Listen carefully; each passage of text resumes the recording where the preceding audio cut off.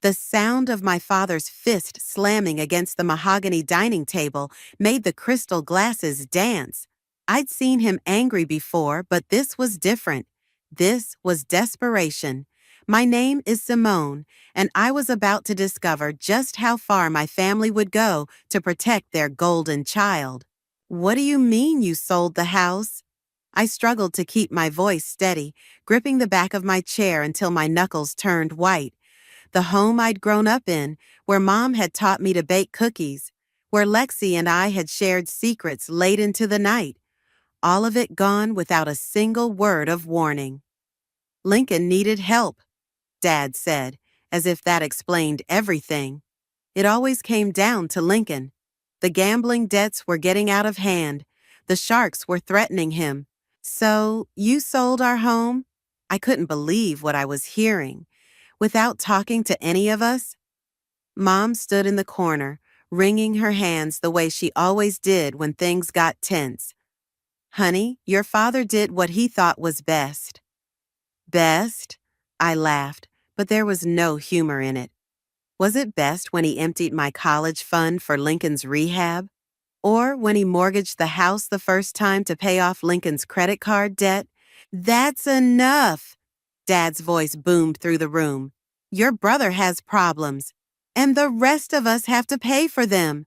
I shot back. Where are we supposed to live now? The silence that followed made my stomach drop. Dad wouldn't meet my eyes, and Mom suddenly became very interested in the pattern on the wallpaper. It was Lexi who finally spoke up from her spot by the window.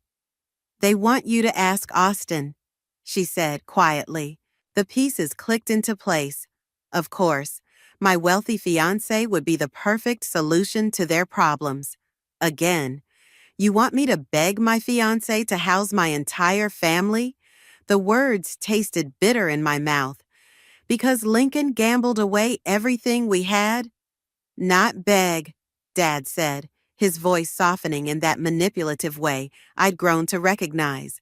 Just explain the situation. Austin loves you. He'll understand. Where is Lincoln now? I demanded. More silence. He's at a poker game, Lexi admitted, ignoring Dad's warning glare. I grabbed my purse from the table. Unbelievable. He's out there gambling while we're discussing being homeless because of him. Simone, please. Mom finally stepped forward, reaching for my arm. We need to stick together as a family. Family? I pulled away from her touch. A family doesn't do this to each other. A family doesn't expect one child to clean up another's mess over and over again. You've always been the strong one, Dad said, as if it were a compliment rather than the burden it had become. Lincoln needs help. And what about what I need? My voice cracked. What about Lexi? What about Mom? When do we matter as much as Lincoln does? The doorbell rang, cutting through the tension. Mom hurried to answer it, probably grateful for the interruption. A moment later, Austin's voice carried from the hallway, cheerful and oblivious to the drama he was walking into. There's my beautiful fiancé. He entered the dining room with a bright smile that quickly faded as he read the room. Is everything okay? Dad straightened up, switching on his charm like a light. Austin, son, we were just discussing some family matters. Don't. I held up my hand, stopping him. Don't you dare try to manipulate this situation right now. Austin moved closer to me, concern etched on his face. Simone, what's going on? I looked at my father, then my mother, daring them to tell him themselves. When neither spoke, I turned to Austin. I'll tell you everything, but not here. Can we go somewhere else? Of course, he said, wrapping an arm around my shoulders. As we headed for the door, Dad called out, Simone, think about what you're doing. We're family. I paused in the doorway, not turning around.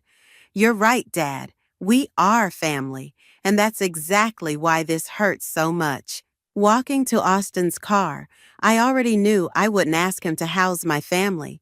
I wouldn't drag him into this mess.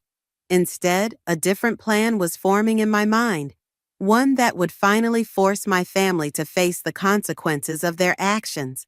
For the first time in my life, I was going to put myself first, and if that meant burning bridges, well, my family had already lit the match.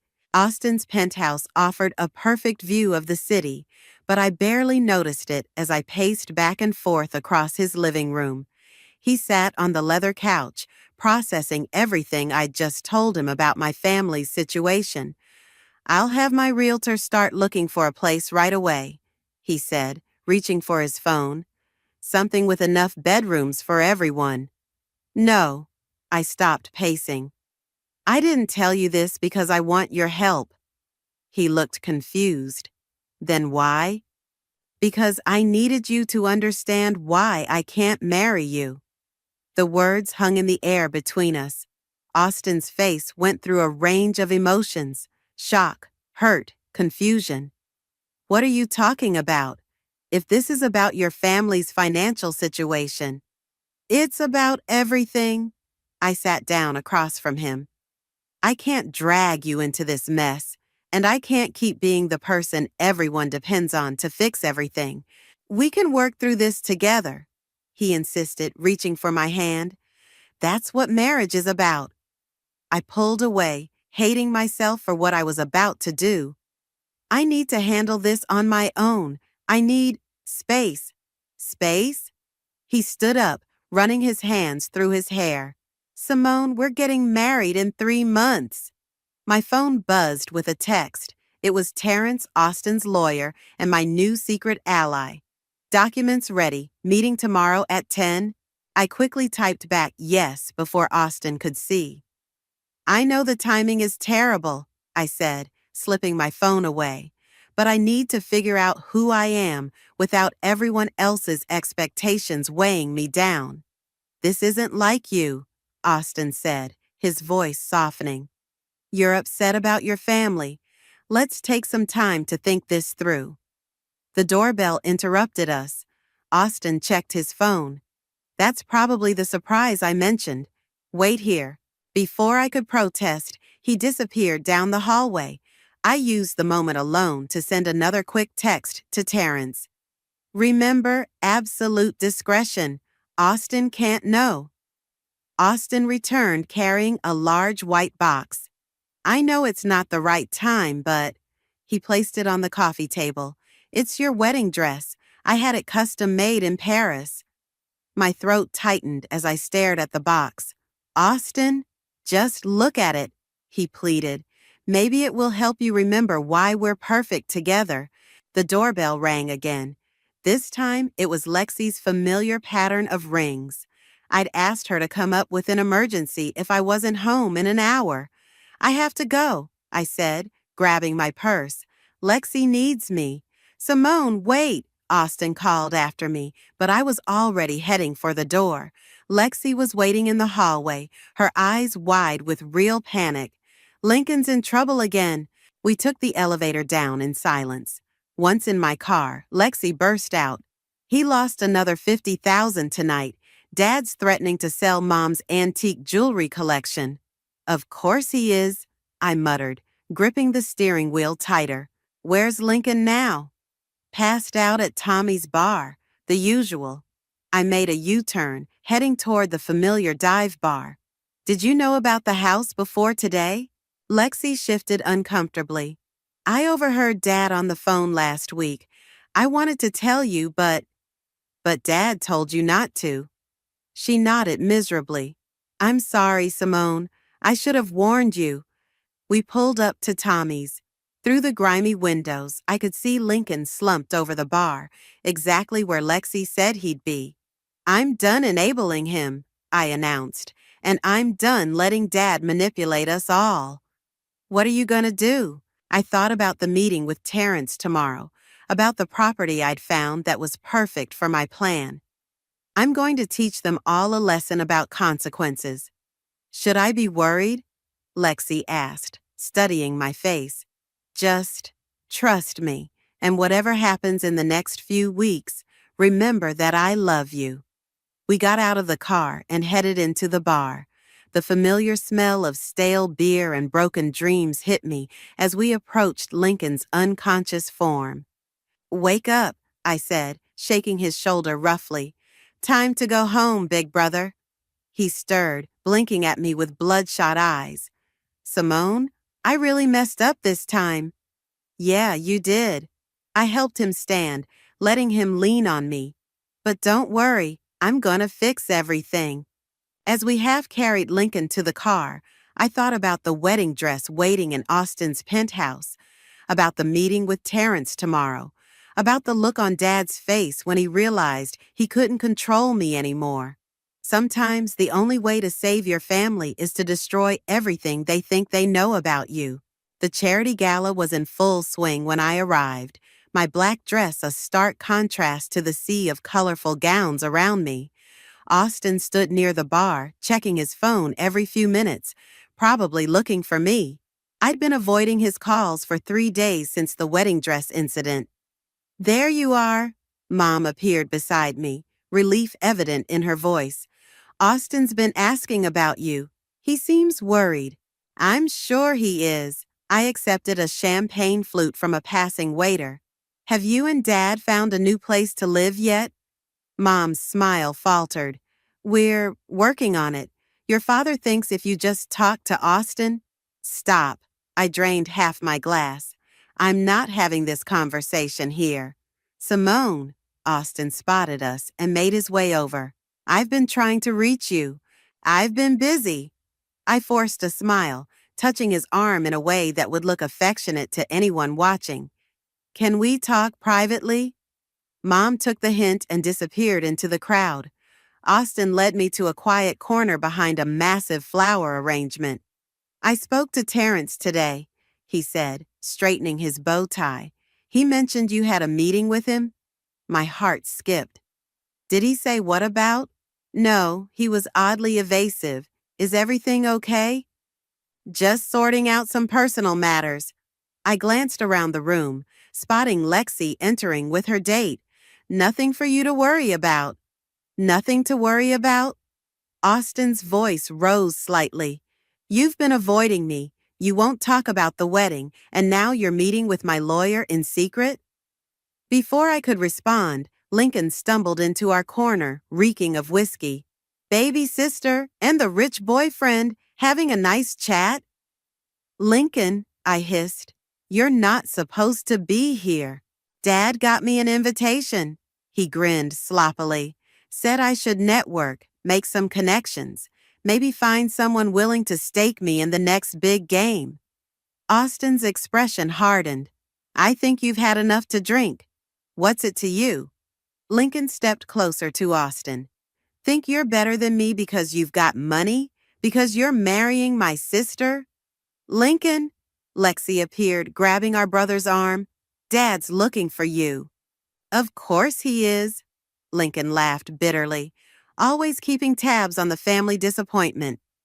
As Lexi led Lincoln away, Austin turned to me. "This has to stop, Simone. Your brother needs professional help, not more enablers." "I know." I touched his cheek gently, knowing it would be the last time. "You're a good man, Austin. Better than I deserve." "What does that mean?" "It means I can't marry you." I slipped off my engagement ring and pressed it into his palm. "I'm sorry." His fingers closed around the ring. "Is this because of what happened with your family? We can work through this?"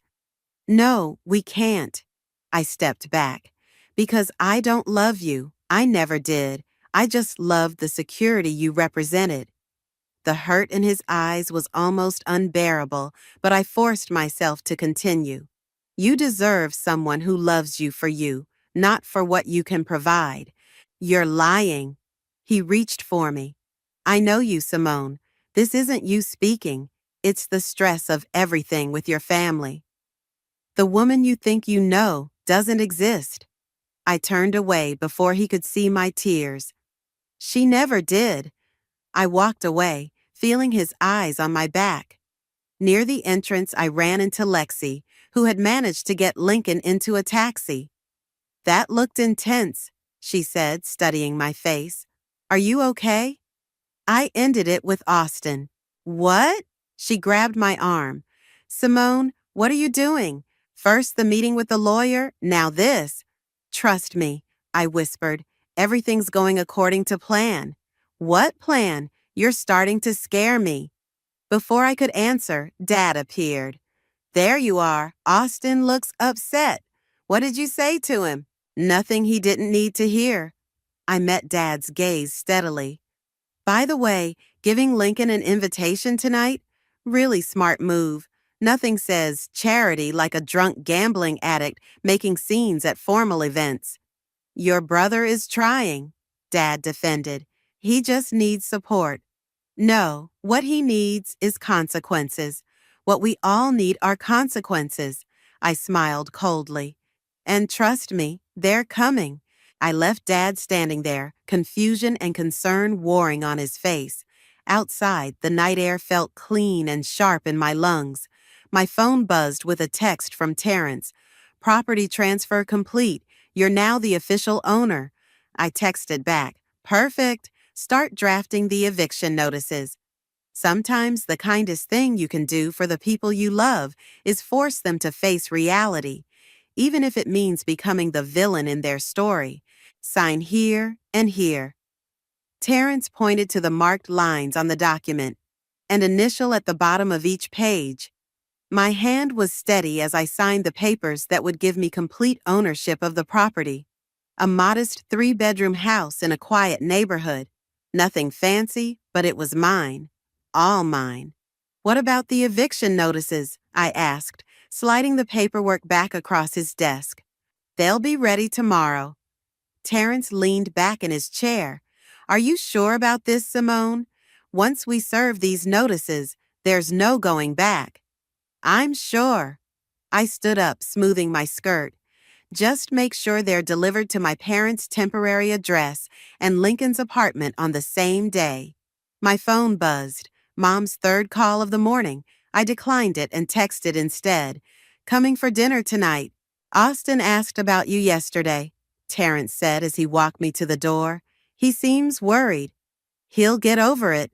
I forced a smile. Thank you for keeping this between us.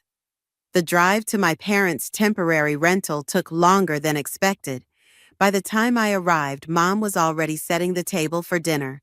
The rental was small, cramped, a stark contrast to our old family home. Finally, Mom hugged me tight. We've barely seen you since the gala. Is everything okay with Austin? Where's Lincoln? I deflected, noticing the extra place setting. He's coming, Dad called from the kitchen. Said he has good news. Lexi emerged from the guest room, giving me a knowing look. Did you finish your meeting? All done. I helped Mom carry dishes to the table. Everything's falling into place. The doorbell rang, and Lincoln burst in with unusual energy. Family, your problems are solved. What do you mean? Dad asked, bringing in the last dish. Lincoln pulled out a chair, grinning. I found us a house. Well, technically, I found a high-stakes game. Guy's willing to put up his house against my bet. The room went silent. Mom dropped her fork. No. I stood up so fast my chair scraped against the floor. Absolutely not. Hear me out, Lincoln pleaded. This guy's desperate. His house is worth way more than what he's asking. It's a sure thing. Like the last sure thing? Lexi snapped. Or the one before that. This is different. Nothing's different. I slammed my hands on the table. You're still gambling? Still expecting everyone else to clean up your mess when you lose? Simone, Dad warned, your brother is trying to help. Help? I laughed harshly. Is that what you call it? Because from where I'm standing, he's the reason we're all crammed into this rental in the first place. That's enough. Mom's voice cracked like a whip. We're family. We support each other. Support? I turned to her. Was it supporting when Dad sold our home without telling us? When he emptied our college funds? I said that's enough. Dad stood up. Everything I've done has been for this family. No, I corrected him. Everything you've done has been for Lincoln. The rest of us just have to live with the consequences. Lincoln's face darkened. You think you're so perfect? At least I'm not the one using my fiancé for his money. Used, I corrected quietly. Past tense. I broke up with Austin. You what? Mom gasped. But the wedding plans? The house? I have my own plans now. I grabbed my purse. And trust me, you'll all know about them soon enough. As I headed for the door, I heard shuffling behind the thin walls of Lincoln's room. Curious, I pressed my ear against it while everyone else argued in the dining room. Yeah, I know I owe you. Lincoln's voice came through faintly. He must have slipped away during the argument. Just give me until Friday. I've got a sure thing lined up. I'd heard enough. Back in the dining room, Lexi caught my eye. Another game? I nodded. Friday. What are we going to do? We're not going to do anything. I squeezed her hand. Just be ready for what happens next. Dad approached, his face stern.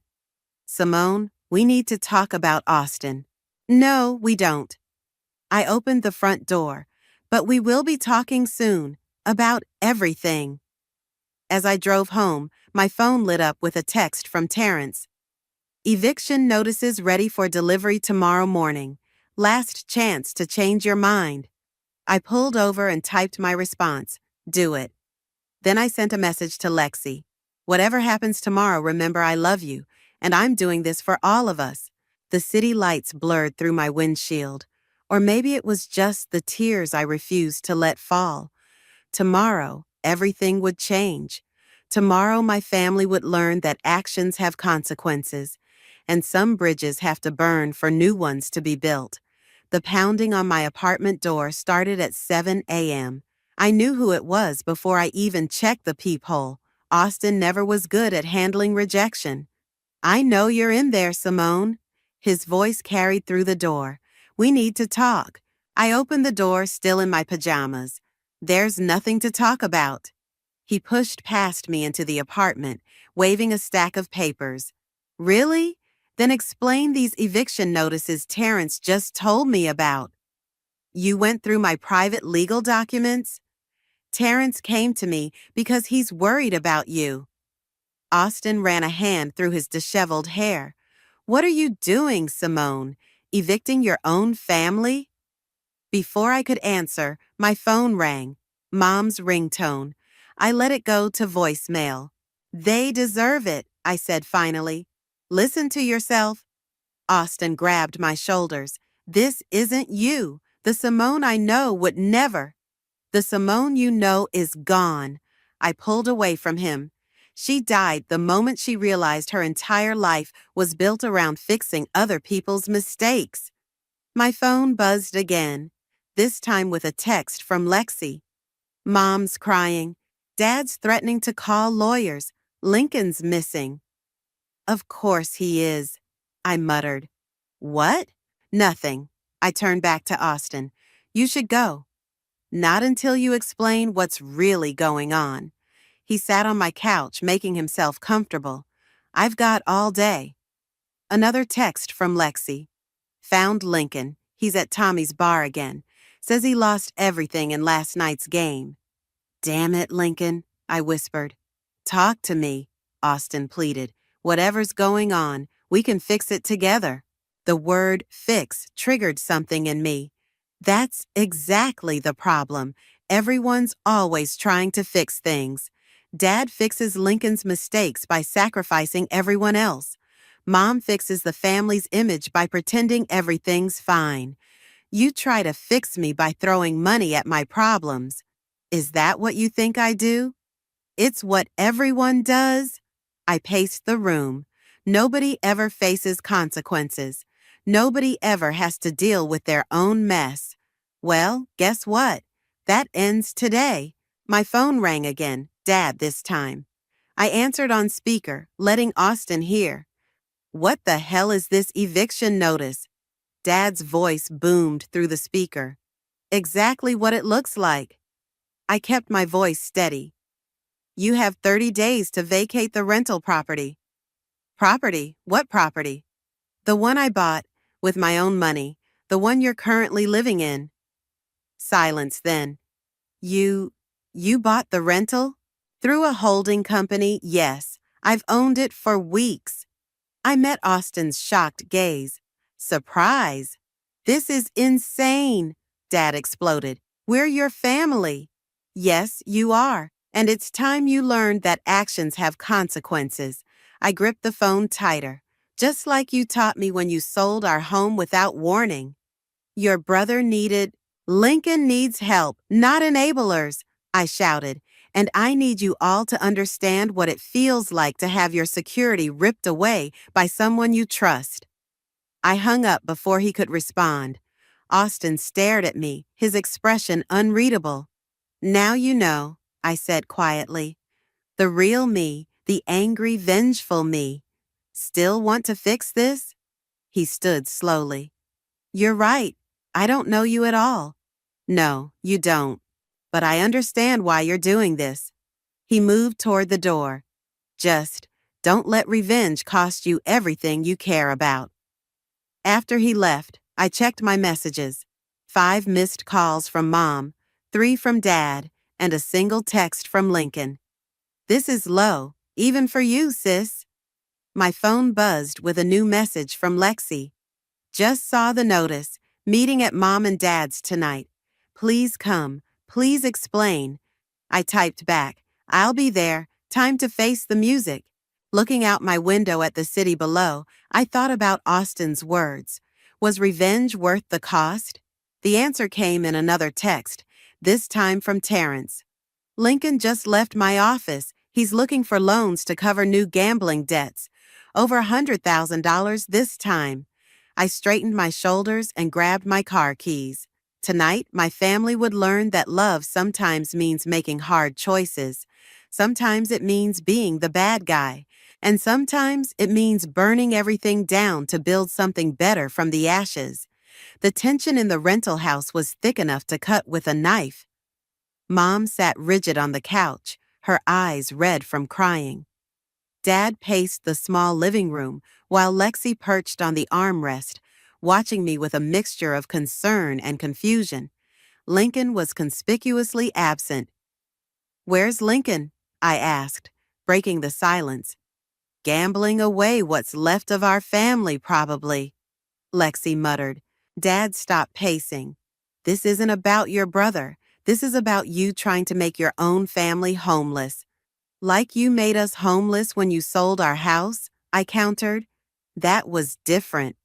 How? I stepped closer to him. How was it different, Dad? Because you did it for Lincoln? Because you decided his gambling debts were more important than our stability? I did what I had to do to protect this family. Protect? I laughed bitterly. Is that what you call enabling Lincoln's addiction? Throwing away everything we worked for? Please, Mom stood up, hands trembling. We can work this out. We're family. The front door slammed open, and Lincoln stumbled in, reeking of alcohol. Family? Is that what we're calling it now? You're drunk, Lexi said, standing up. And you're all idiots. Lincoln swayed slightly. Did you know our perfect sister here has been planning this for weeks, playing us all like chess pieces?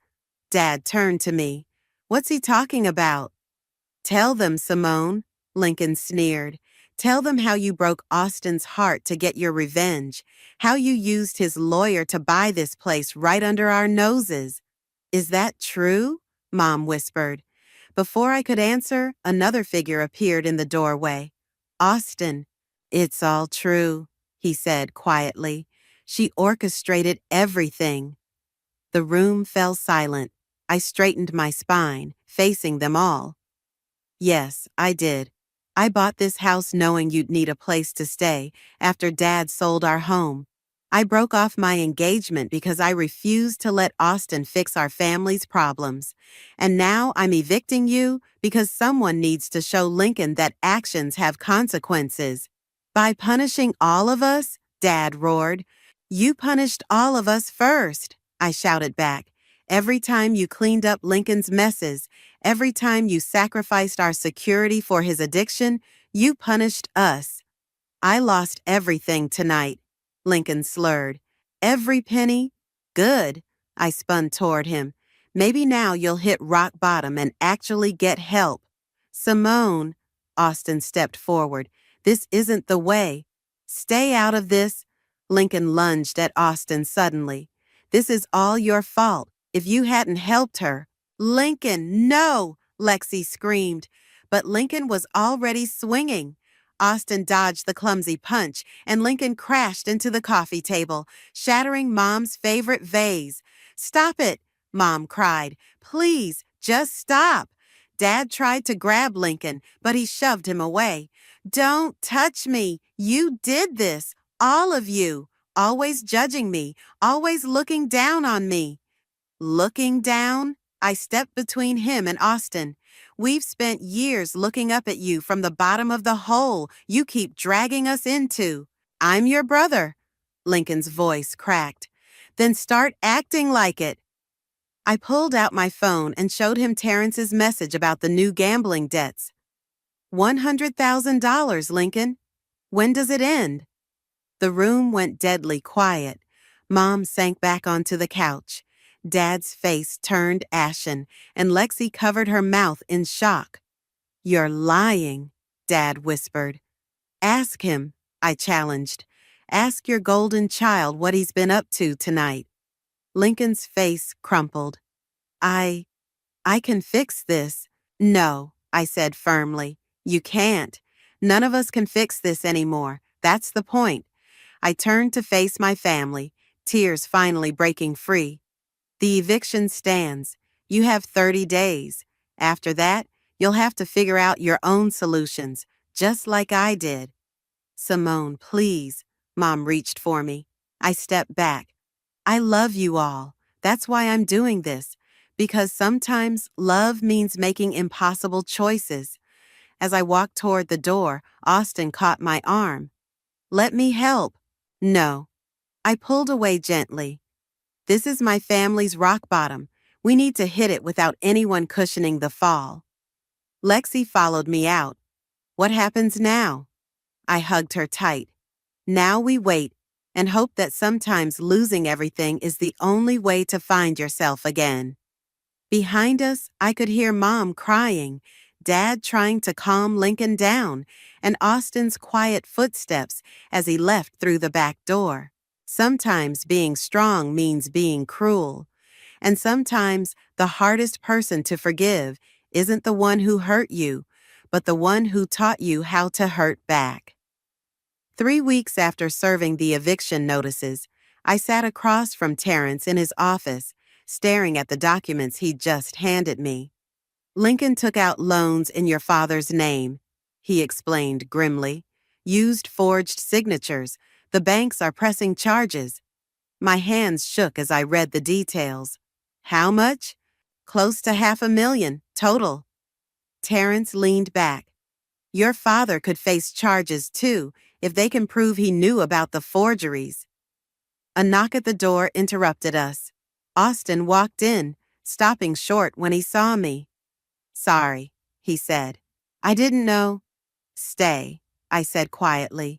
You should hear this too. As Terrence explained the situation, my phone buzzed with a text from Lexi. Mom's in the hospital, anxiety attack, come quick. I have to go. I stood abruptly. My mom, I'll drive you, Austin offered. The ride to the hospital was tense. Austin broke the silence first. Your brother disappeared last night. Police are looking for him. Of course he ran. I pressed my forehead against the cool window. He always runs. At the hospital, we found Dad pacing outside Mom's room while Lexi sat nearby, her eyes red from crying. How is she? I asked. Sedated, Dad answered, his voice hollow. The doctor says it's stress-induced. You mean Lincoln-induced, I corrected. Dad's face crumpled. I knew about the loans. I knew, and I covered for him because that's what you always do, I finished. Your father's facing criminal charges, Austin said quietly. The banks won't show mercy this time. Dad sank into a chair, burying his face in his hands. I thought I was protecting him. All these years, I thought. You weren't protecting anyone. Lexi stood up. You were just teaching Lincoln that he never had to face consequences, teaching us that his problems mattered more than our lives. A nurse emerged from Mom's room. She's asking for you, Mr. Reynolds. As Dad went in, my phone rang, an unknown number. I answered on speaker. Simone? Lincoln's voice was shaky. I messed up. I messed up so bad. Where are you? I demanded. I can't fix this anymore. He was crying now. Tell Mom and Dad I'm sorry. Tell them, Lincoln, don't you dare. But the line went dead. Austin was already on his phone. I'll call the police, have them trace the number. Lexi grabbed my arm. You don't think he'd... I don't know. I pulled her into a hug. I don't know anything anymore. Mom's door opened, and Dad emerged looking years older. He called? I nodded. He's sorry, that's all he said. Sorry doesn't fix this, Dad's voice broke. Nothing fixes this. Maybe that's the point, Austin said suddenly. Maybe nothing's supposed to fix it. Maybe it's supposed to stay broken until you all learn how to rebuild properly. A doctor approached with papers for Dad to sign. As he walked away, Lexi turned to me. The eviction's in a week, she said. They have nowhere to go. Yes, they do.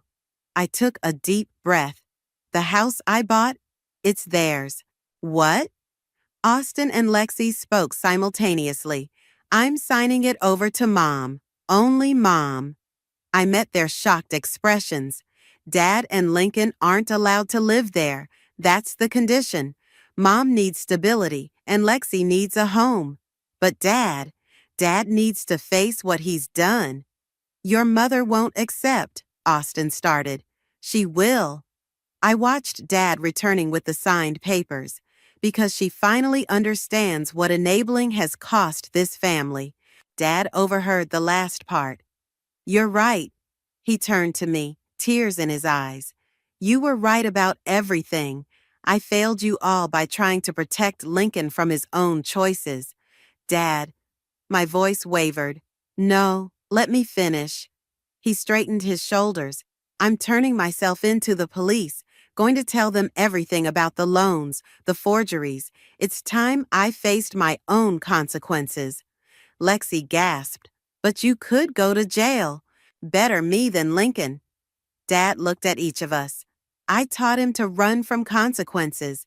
Maybe it's time I taught him something different. My phone buzzed again.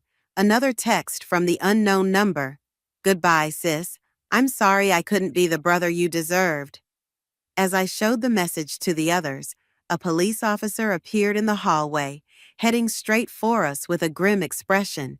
Sometimes rock bottom has a basement, and sometimes the only way out is to stop digging and start climbing, even if it means leaving someone behind. The police found Lincoln's car abandoned at River Bridge, his wallet and phone on the passenger seat. No note, no body, just empty bottles and gambling receipts scattered across the back seat. He's alive, I told Mom as she sat in her new kitchen, hands wrapped around a cup of tea. Lincoln's too selfish to die. He's just running again. She nodded slowly, looking smaller somehow in the morning light. Your father's sentencing is tomorrow. I know. I watched Lexi arranging flowers in their new living room. Will you go? No. Mom's voice was firm. He needs to face this alone, just like Lincoln needs to face whatever's coming for him. The doorbell rang. Austin stood on the porch, holding a familiar white box. Your wedding dress, he said, offering it to me. I thought you might want to return it. Keep it. I stepped outside, closing the door behind me. Give it to someone who deserves your love. I've been thinking about what you said. He set the box down. About fixing things. You were right. I tried to fix everything with money because it was easier than facing real problems. We all did things the easy way. I sat on the porch steps until the easy way destroyed us. The police have a lead on Lincoln, Austin said, joining me. Someone spotted him at a bus station in Nevada. Let him run. I watched a family walking their dog across the street. He'll come back when he's ready to face what he's done, or he won't. And your dad? 5 years, minimum. I blinked back tears. The judge might show leniency since he confessed, but the banks want to make an example of him. The front door opened and Lexi came out. Mom's asking for you, Simone. She wants to talk about selling her jewelry collection to pay for therapy. That's my cue. I stood up, turning to Austin. Thank you for everything. Will you be okay? His question held more meaning than just the words. Eventually, I managed a small smile. We all will be, just differently than before. Inside, Mom had spread her jewelry across the kitchen table. Help me decide what to keep and what to sell. I picked up her wedding ring. This should be first to go. Already done. She touched her bare finger. Sold it yesterday. Used the money to hire a divorce lawyer. Lexi gasped. Mom, it's time. Mom straightened her shoulders. Time to stop being victims of the men in this family. Time to build something new. Together, I added, squeezing her hand. Together, she agreed. But first, we need to talk about the house. Mom, I told you. No, listen. She pulled out a document. I want to put it in all 3 of our names. You, me, and Lexi. Equal ownership, equal responsibility. But what if Lincoln comes back? Lexi asked. Or when Dad gets out. Then they'll find 3 strong women who finally learned to say no. Mom's voice was steady. Who learned that love doesn't mean sacrifice. Sometimes it means standing firm. My phone buzzed, a text from an unknown number. I'm alive, getting help, real help this time. Don't look for me. I showed it to Mom and Lexi. No one spoke for a long moment. Finally, Mom broke the silence. Good. Let him find his way back on his own terms, or not at all. What do we do now? Lexi asked.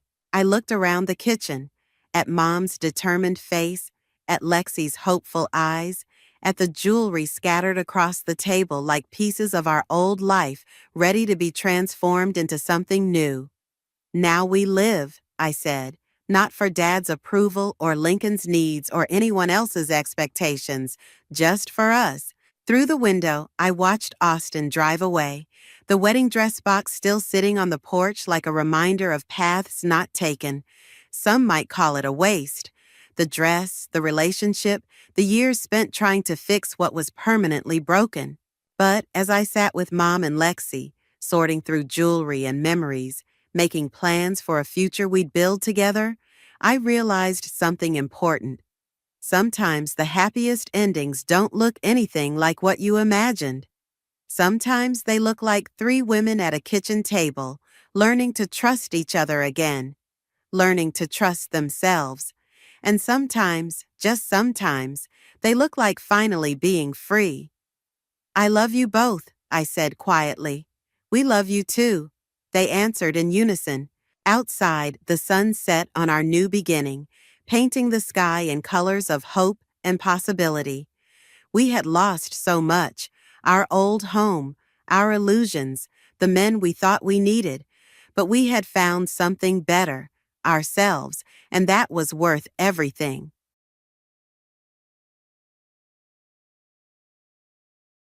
Sabrina wasn't getting along with her classmates and was isolated at school. Mr. Brown talked about Sabrina that way. But it seems the truth was a little different. In that case, maybe someone came to see Sabrina. Thinking so, I checked the home security camera. There might be boys among those who came to visit. I kept watching the footage stored in the cloud single-mindedly. And finally, I found that person. I was astonished by the unexpected person. No way. Is this Sabrina's? I was shocked in front of the computer. People lie, but security camera footage never lies. In other words, what I'm seeing is the truth. I was dumbfounded by the unbelievable reality. But at the same time, anger welled up inside me. I must absolutely not forgive this person. For Sabrina's future, I cannot overlook this. I'll make you pay for toying with Sabrina, prepare yourself. While swearing this in my heart, I copied the security camera footage to my smartphone. My name is Jacqueline. I'm 35 years old and work as a nurse at the local hospital. As many people know, being a nurse is quite a challenging job. But I believe it's all thanks to this job that I have my current happiness.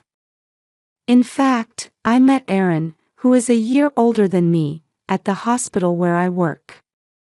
Aaron, a scaffolding builder, came to the hospital after getting injured on the job, and that was how we met. An angel in white. That's what Aaron said when he saw me. I found that amusing, and that's how we started dating. A year later, we tied the knot, and then our daughter Sabrina was born. That was 11 years ago. Back then, I was very happy, but now, I'm deeply concerned about Sabrina. In fact, Sabrina has been staying home, not wanting to go out, for about a year now. What should I do? Lately, I've been wrestling with what's the right approach to help Sabrina. If only I knew why she doesn't want to go to school, maybe I could figure out a way to help her. But Sabrina isn't opening up to me at all. And, we have no idea why she doesn't want to go to school. So, for now, all we can do is wait and see what she will do. That's our current situation. However, up until a year ago, Sabrina was such a good girl. She was excelling in her studies, and in sports as well. I might not have all the details about her school life. But from what Sabrina shared, it seemed like she had a bunch of friends. Based on that, I felt everything was fine. Indeed, her homeroom teacher, Mr. Brown, even once remarked, "Sabrina is an outstanding student. She does well in both academics and sports, and her friends rely on her a lot." Mr. Brown said this during a home visit last year. I remember feeling so proud and half-jokingly said, "We have you to thank for your guidance." No, not at all. She's naturally gifted. Mr. Brown gave a wry smile. Then, Aaron, who was sitting next to me, said irritably, "Well, of course. She's my daughter, after all. His guidance has nothing to do with it." Hey! What's with that all of a sudden? Because you said it was thanks to the teacher. Aaron frowned. I sighed in disgust. Needless to say, we were just exchanging pleasantries. Sure, Sabrina might naturally be a good kid, but the guidance at school is indispensable. Knowing this, I tried to be considerate in my response. But it seemed Aaron hadn't caught on. Admittedly, Aaron is pretty impulsive. Yet, I thought he had the common sense to let it slide. Can you just keep quiet for a bit? I'll talk to the teacher. But I understand that you're proud of Sabrina, but you don't always have to speak your mind. I said it a bit more forcefully. Then, Aaron looked away with a huff. He's acting like a child. I couldn't help but feel ridiculous. Putting that aside, I apologized to Mr. Brown. I'm sorry. My husband lacks common sense. No, it's just that he cares a lot about his daughter. In the end, Mr. Brown kept smiling wryly. After Mr. Brown left, I explained everything to Aaron. It took 30 minutes from the start of my explanation for Aaron to understand our entire interaction. This tumultuous home visit happened just before Sabrina started staying home. Sometime after that, on a certain day, Sabrina wouldn't get up as usual. Aaron went to work as he always does. With my work time approaching, I called out to Sabrina. Sabrina, are you still sleeping? It's time for school. Yes. She sounded listless. Finding it strange, I continued. Are you feeling unwell? A bit. I'm coming into your room, okay? After saying that, I entered Sabrina's room. Sabrina was curled up in bed. I wondered if she might have caught a cold and asked her. Do you feel unwell? Did you catch a cold? My head hurts. Sabrina answered without showing her face. Maybe it's a cold. I thought, and touched Sabrina's forehead. She didn't seem to have a fever, but Sabrina, visible through the gap in the blankets, looked pale. It wouldn't be good to force her. Thinking this, I told Sabrina. I'll call the school and tell them you're taking the day off. Okay. Got it. I'll have Grandma come over later. After that conversation, I left Sabrina's room. Then, I called the school to let them know about her condition. Afterward, intending to ask her to watch the house in our absence, I contacted my mother-in-law. Sabrina's not feeling well, could you come over just for the daytime? All right, but I can only stay for a short while. My mother-in-law, although a homemaker, has to take care of her house and her husband. Even for her granddaughter, it seems long hours of babysitting are difficult. At that time, I thought Sabrina was just temporarily unwell. So, if we could just manage for now. That's why I asked my mother-in-law, as best as she can. True to her word, my mother-in-law came over for a few hours. She looked after Sabrina, took care of her meals, and then went back home in the evening. A few hours later, I came home. When I went to Sabrina's room, she was in her bed. Did you manage okay, Sabrina? Yes. Grandma came over. That's good. I hope you get better soon. Saying that, I left Sabrina's room. But the next day, Sabrina didn't get out of bed again. Or more accurately, she couldn't get out of bed. Somehow, Sabrina ended up not being able to go to school. Sabrina, did something happen at school? Not really. Sabrina wouldn't give me a reason. Concerned, I went to school and consulted with Mr. Brown. So, she can't get up in the morning. Oh, that's a problem. Mr. Brown frowned. Did he have any clue? As I thought this, Mr. Brown let out a deep sigh. Then, hesitantly, he began to speak. Actually, it seems Sabrina has been isolated recently. This was what Mr. Brown told me. A little while ago, during lunch break, Mr. Brown went to the classroom to get textbooks in order to prepare a quiz during the break.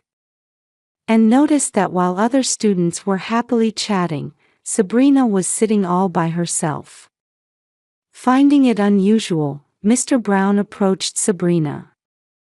But Sabrina said it was nothing. However, it did concern me a bit, so I've been keeping an eye out since then. And it appears she was somewhat isolated. He subtly asked other students, but the reason was unclear. However, it seems Sabrina isn't getting along with her friends.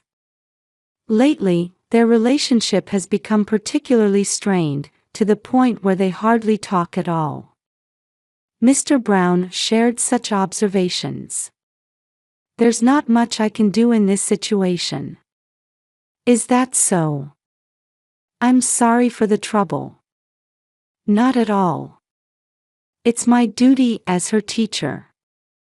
But please, keep this between us. Knowing about it might stress Sabrina further. So, he wants this matter to stay just between us here. It seemed to be the case. Convinced, I chose not to tell Sabrina about it. After Sabrina went to bed, I quietly shared this with Aaron. What? What has the teacher been doing? So he was being considerate. But he hasn't done anything, right? Isn't that neglecting his duties? Aaron got visibly upset. I hurriedly tried to calm him down. It's not like that. The teacher did ask around. But in the end, he didn't do anything, right? It might seem that way, but what can a teacher do without making things worse? If the teacher intervened too much in the kids' relationships, it could potentially make things more complicated. Explaining this to Aaron, he reluctantly agreed. All right. Let's just keep an eye on Sabrina for now. That's best. And I have a suggestion. In keeping an eye on Sabrina, I proposed one thing. It was the installation of security cameras. Since we live in a single-family home, unlike apartments, noise doesn't have a serious effect on our neighbors. Normally, this is a benefit, but when thinking about Sabrina being home alone, it becomes a disadvantage. My mother-in-law comes over during the day, but there are still a few hours when Sabrina is alone. During such times, if something were to happen, there's a chance no one would notice any noise. That's true. Having security cameras would be a good idea. Aaron quickly agreed. So, we decided to install security cameras. However, having noticeable security cameras could potentially get strange looks from the neighbors. I thought that wouldn't matter, but Aaron strongly disagreed.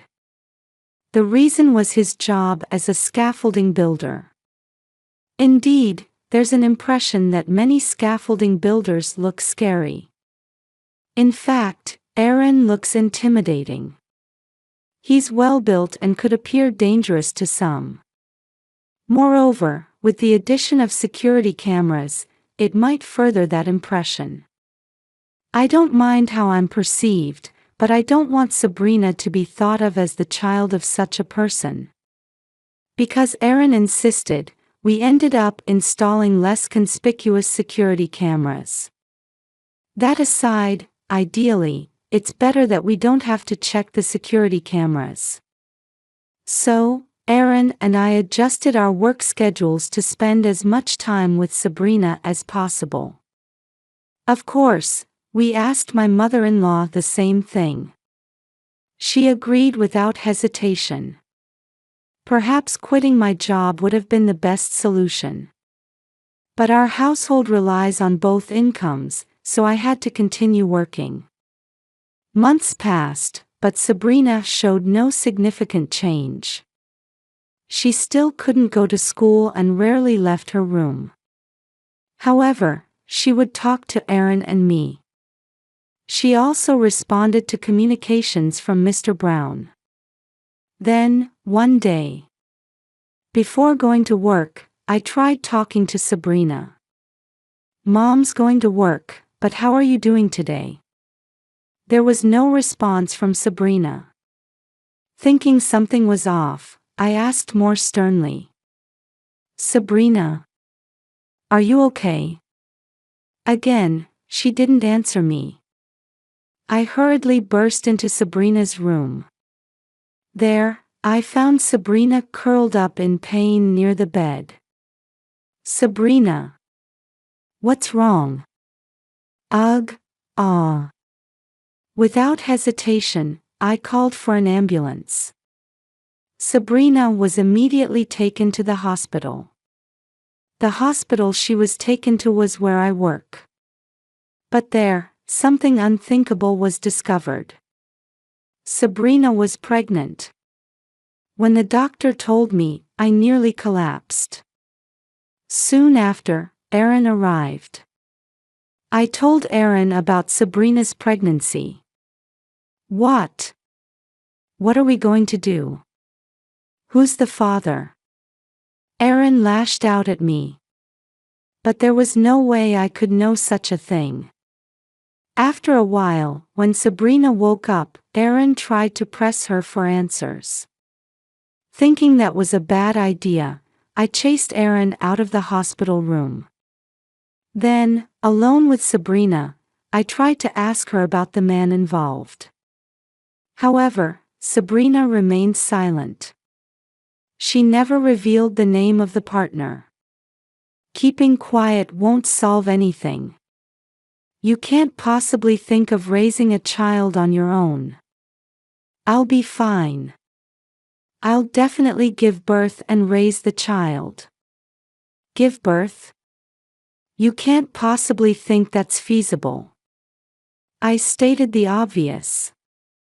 Yet, Sabrina retorted fiercely. "What do you mean by that? Are you telling me to get an abortion?" "Of course. You're still." "I absolutely refuse. I won't have an abortion. I reject it." For some reason, Sabrina was adamantly against having an abortion. I was at my wit's end. "Sabrina, listen. This isn't something you can decide on your own." To my words, Sabrina huffed and turned away. This was getting nowhere. Meanwhile, Aaron was fuming in the hallway. What should I do? I sighed. Sabrina being pregnant meant she had relations with someone. But Sabrina hasn't been leaving the house lately. So, with whom and where did she? How should I report this to the school? My mind was racing with various thoughts. But thinking wasn't getting me anywhere. I decided to settle things one by one. The first thing is to report to the school. I left Aaron to stay with Sabrina and headed to the school. Unfortunately, Mr. Brown was away on a business trip. With no other choice, I ended up talking to the school nurse. "I'm a school nurse, Sullivan. What brings you here today?" "Actually, I told Ms. Sullivan about Sabrina being pregnant. Then I asked about things at school. When it comes to a child's friendship, their classmates are often the most involved. Moreover, there are many cases where students might share things with the school nurse that they wouldn't tell their homeroom teacher." That's what I thought when I asked, but I was told something unexpected. Indeed, Sabrina does have many friends. Recently, some friends who were worried about her came to my office. Is that true? They can exchange messages, but they said they really wanted to meet her in person. At that moment, something clicked inside me. I remembered what Mr. Brown had said. Sabrina wasn't getting along with her classmates and was isolated at school. Mr. Brown talked about Sabrina that way. But it seems the truth was a little different. In that case, maybe someone came to see Sabrina. Thinking this, I checked the home security camera. There might be boys among those who came to visit. I kept watching the footage stored in the cloud single-mindedly.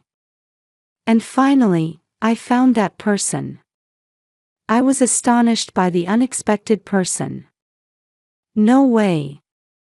Is this Sabrina's? I was shocked in front of the computer. People lie, but security camera footage never lies. In other words, what I'm seeing is the truth. I was dumbfounded by the unbelievable reality. But at the same time, anger welled up inside me. I must absolutely not forgive this person. For Sabrina's future, I cannot overlook this. I'll make you pay for toying with Sabrina, prepare yourself. While swearing this in my heart, I copied the security camera footage to my smartphone. Then, returning to Sabrina's side, I asked Aaron to step out and talked to Sabrina alone.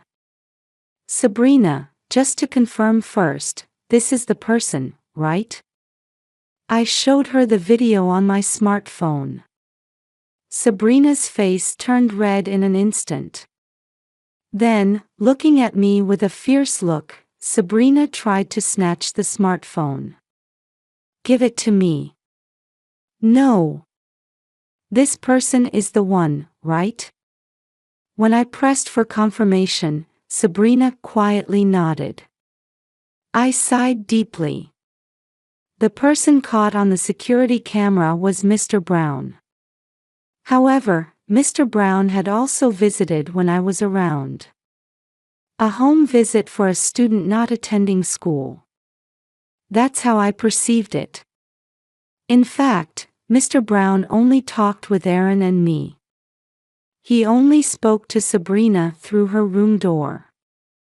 So, both Aaron and I had confidently welcomed Mr. Brown. But, it turns out it wasn't just a regular home visit. It was for the purpose of building a relationship with Sabrina. Moreover, Mr. Brown had chosen times when the house was empty to visit Sabrina. However, he didn't enter through the front door. He circled to the backyard and entered Sabrina's room through the window. If he went from the entrance to the room, he'd be caught on the indoor security camera. When Mr. Brown came to our house, he must have noticed the indoor security cameras. That's why he must have played such a trick to avoid being captured on camera. Either way, we hadn't noticed until now. The reason we hadn't noticed was simple. Mr. Brown entering Sabrina's room through the window had never been captured by the security camera. We had told Sabrina about the installation of the security camera. In fact, Sabrina was exploiting this knowledge. First, Sabrina hung clothes in front of the security camera mounted on the wall of her room. She used them as a cover to invite Mr. Brown into her room during that time. Of course, after Mr. Brown left, she quickly removed the clothes so it wouldn't be noticed. If the same thing happened every day or repeatedly, surely we would scold her for nullifying the purpose of the security camera. But what if it happened only occasionally, for just an hour or two? Maybe she just wanted to dry some clothes. That's how it was dismissed. Moreover, there wasn't just one security camera. If something happened, it would be caught on another camera, or so we believed. It was true we had made such assumptions. In the end, we were cleverly deceived. But their strategy wasn't perfect. Upon closer inspection of the footage, there were slips. The video I found was such a slip. When the clothes trembled, Mr. Brown was slightly visible. He was seen talking to Sabrina through the window, and then entering the room right after. It was so brief that I missed it while fast-forwarding through the footage. Since when with the teacher? Why? That's. Sabrina told me everything. In her mind, Mr. Brown was her boyfriend. I don't know what Mr. Brown thought. Still, Sabrina asserted they were dating. They started dating just before Sabrina began to be absent from school. But after being teased for talking to a teacher at school, she suddenly felt embarrassed to date him. That's why Sabrina started staying home. Worried about her, Mr. Brown visits her house. Moreover, he started visiting her at home secretly. And secretly meeting him made Sabrina think she wouldn't be teased by others. As a result, Sabrina continued to withdraw and ended up having a relationship with him at home. She also told me that Mr. Brown confessed his love for her, and that's how they started dating. An adult deceiving a child like this. Indescribable anger overflowed. Regardless, I silently listened to Sabrina's story. I shouldn't blame her unilaterally. That's what I thought. After listening to her for a while, I left the hospital room. In the hallway, I whispered to Aaron what I had heard from Sabrina. Aaron was about to raise his voice impulsively. Hold on. This is a hospital. Understood. But I won't forgive him. Aaron clenched his fist. I understood his feelings all too well. The next day, I told Mr. Brown to come to our house. He must have heard about Sabrina's pregnancy from the school nurse. That's what I thought, but Mr. Brown hadn't heard anything. In fact, when I called him, Mr. Brown asked back, "Is something wrong?" So, I only told him about Sabrina being hospitalized. And then, I asked him to come to our house because I wanted to talk. As soon as Mr. Brown arrived at our home, Aaron raised his voice at the sight of him. "You! What have you done to our daughter?" What do you mean? Don't play dumb when you know exactly what you did." I struggled to restrain Aaron as he tried to grab Mr. Brown. After calming him down, I informed Mr. Brown about Sabrina's pregnancy. At that moment, Mr. Brown turned pale and immediately prostrated himself. "I am terribly sorry." "Sorry, don't cut it." Worried the neighbors might hear. I covered Aaron's mouth with my hand. "Quiet down a bit. The neighbors will hear you." "But if this turns into gossip, Sabrina will be the one who suffers." I gave Aaron a stern look. Reluctantly, Aaron bit his lip and kept quiet. From there, I decided to talk with Mr. Brown myself. First, I asked him what he thought about Sabrina. It might sound cowardly to say this, but I was serious about that. "Huh? Serious about a child? Don't you even know how old you are?" "I am aware.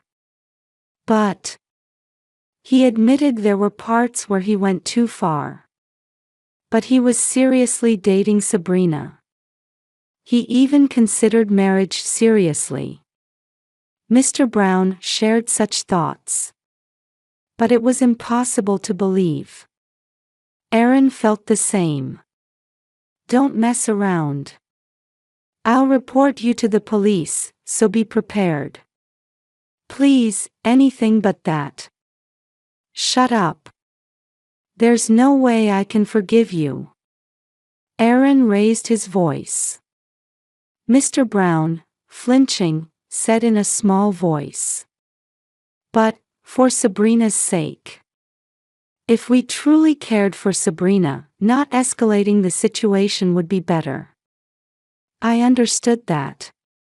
But it's the same as overlooking a crime. I couldn't possibly do that. Yet, what was the right thing to do? I didn't know. Let's decide after hearing Sabrina's side of the story. But her feelings matter the most. You understand, right? Aaron reluctantly nodded to my words. In the end, what to do was left undecided. I could never forgive him. But it wasn't just about punishing him. What would Sabrina think if we did? That was my only concern. Leaving that aside, I wanted to go to Sabrina first. Though she was hospitalized, I couldn't just leave her alone. Let's go see Sabrina for now. That was the conclusion I came to after much thought. Sabrina is at a sensitive and difficult age. Moreover, she's adamant about having the baby. I hoped we could find the best solution. As I started preparing to go to Sabrina, my smartphone unexpectedly rang. It was the hospital's number, so I answered it with a sense of unease. What? Sabrina has. What was hurriedly conveyed to me was Sabrina's sudden change in condition. Aaron and I exchanged glances and rushed to the hospital. Upon our arrival, Sabrina was being treated in the emergency room. The doctor relayed a cruel fact to us. I see. What the doctor told us was that Sabrina's baby had passed away. Later, when Sabrina had calmed down a bit, I spoke to her about the baby she was expecting. About your baby, Sabrina. I know. Sabrina began to cry. I pulled Sabrina into a tight hug. As she was held by me, Sabrina cried loudly, reminding me of when she was a newborn. It might indicate just how genuine her feelings for Mr. Brown were. Perhaps, if not now, eventually. Such thoughts welled up in me. But I found those to be Sabrina's unilateral feelings. Right after that, I was faced with a heartless truth. After Sabrina had stopped crying, Aaron and I stepped out of the hospital room. We should leave her alone for a while. That's what Aaron and I were discussing when suddenly, I received a call from Miss Sullivan, the school nurse. This is Sullivan, do you have a moment? Yes, what is it? This just happened. Miss Sullivan's story was as follows. Just a short while ago. Due to personal reasons, Miss Sullivan arrived at work late and happened to see Mr. Brown talking on the phone in a corner of the hallway. At that time, Mr. Brown was saying this on the phone. I'm in trouble.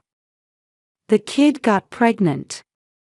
I was just fooling around, this is the worst. Furthermore, Mr. Brown continued. I got run down by her father during the first home visit. I got so annoyed, I thought I'd mess with his daughter. Then I got involved with her, and this happened. I even lied that the kid was isolated to cover it up, thinking I had handled it well, but now it's turned into a hassle. I got complained by her parents again, that's what Mr. Brown was complaining about on the phone. The moment Miss Sullivan heard that, she was shocked. This had to be about Sabrina. Miss Sullivan immediately thought so. Then, pretending nothing was amiss, Miss Sullivan tried to speak to Mr. Brown. Suddenly approached by Miss Sullivan, Mr. Brown began to panic. Moreover, he persistently asked if his conversation was overheard. I said I hadn't heard anything, but it's undoubtedly about Sabrina, isn't it? I see. But if that's true, Sabrina was merely being fooled around with. And Mr. Brown had lied to us as well. I reached the end of my patience. While looking at Aaron, I thanked Ms. Sullivan. Thank you for the call. We will be heading over shortly. After hanging up, I relayed Miss Sullivan's story to Aaron. Needless to say, Aaron got furious. However, being in a hospital, he couldn't raise his voice. We decided to direct his anger at Mr. Brown later and first consult with a lawyer. We also contacted my mother-in-law to ask her to stay with Sabrina in our place. After that, Aaron and I left the hospital. We headed straight to a lawyer's office. Through the lawyer, we contacted Mr. Brown's home. We had heard that Mr. Brown was temporarily living at his parents' home due to commuting reasons. So, we intended to call his parents to discuss the future. But, Mr. Brown's parents, who were supposed to be at home, were out. Instead, a young woman was at his house. The woman, who rushed over upon our contact, introduced herself as Mr. Brown's fiancé. I'm Sarah, his fiancée. I had the day off today and was tasked with cleaning the house. Is that so? So, what can I do for you? Actually, we didn't hold back, even though she was his fiancée. Mr. Brown had done enough to warrant it. Without reserve, Aaron and I spilled everything to Mr. Brown's fiancée. As we spoke, the fiancé's complexion visibly changed. What is that? That man. I can't forgive him. He's cheated not just once or twice. The fiancée slammed the table. Then she bowed her head to us. Regardless, I apologize for what my fiancé has done. Well, your apologies aren't exactly what we're after. Right. I'll make him apologize. Not that it'll fix everything. The fiancée gritted her teeth. Then she stood up abruptly. Please, come with me. I will not forgive that man this time. She gestured for us to follow. It seemed she was on our side. This might work out in our favor, so we decided to follow the fiancé. Our destination with the fiancé was the school. It was certain Mr. Brown would be there. This was made clear through the call from Ms. Sullivan. We headed straight for the teacher's lounge. It happened to be break time, so Mr. Brown and a few other teachers were there. Mr. Brown noticed us first and approached quickly. He stammered, having shifty eyes. Why have you come here? We need to talk. Then, to the conference room. Mr. Brown tried to leave the teacher's lounge. However, the fiancé grabbed his arm. Why are you running away? No, I'm not running away. Why are you here?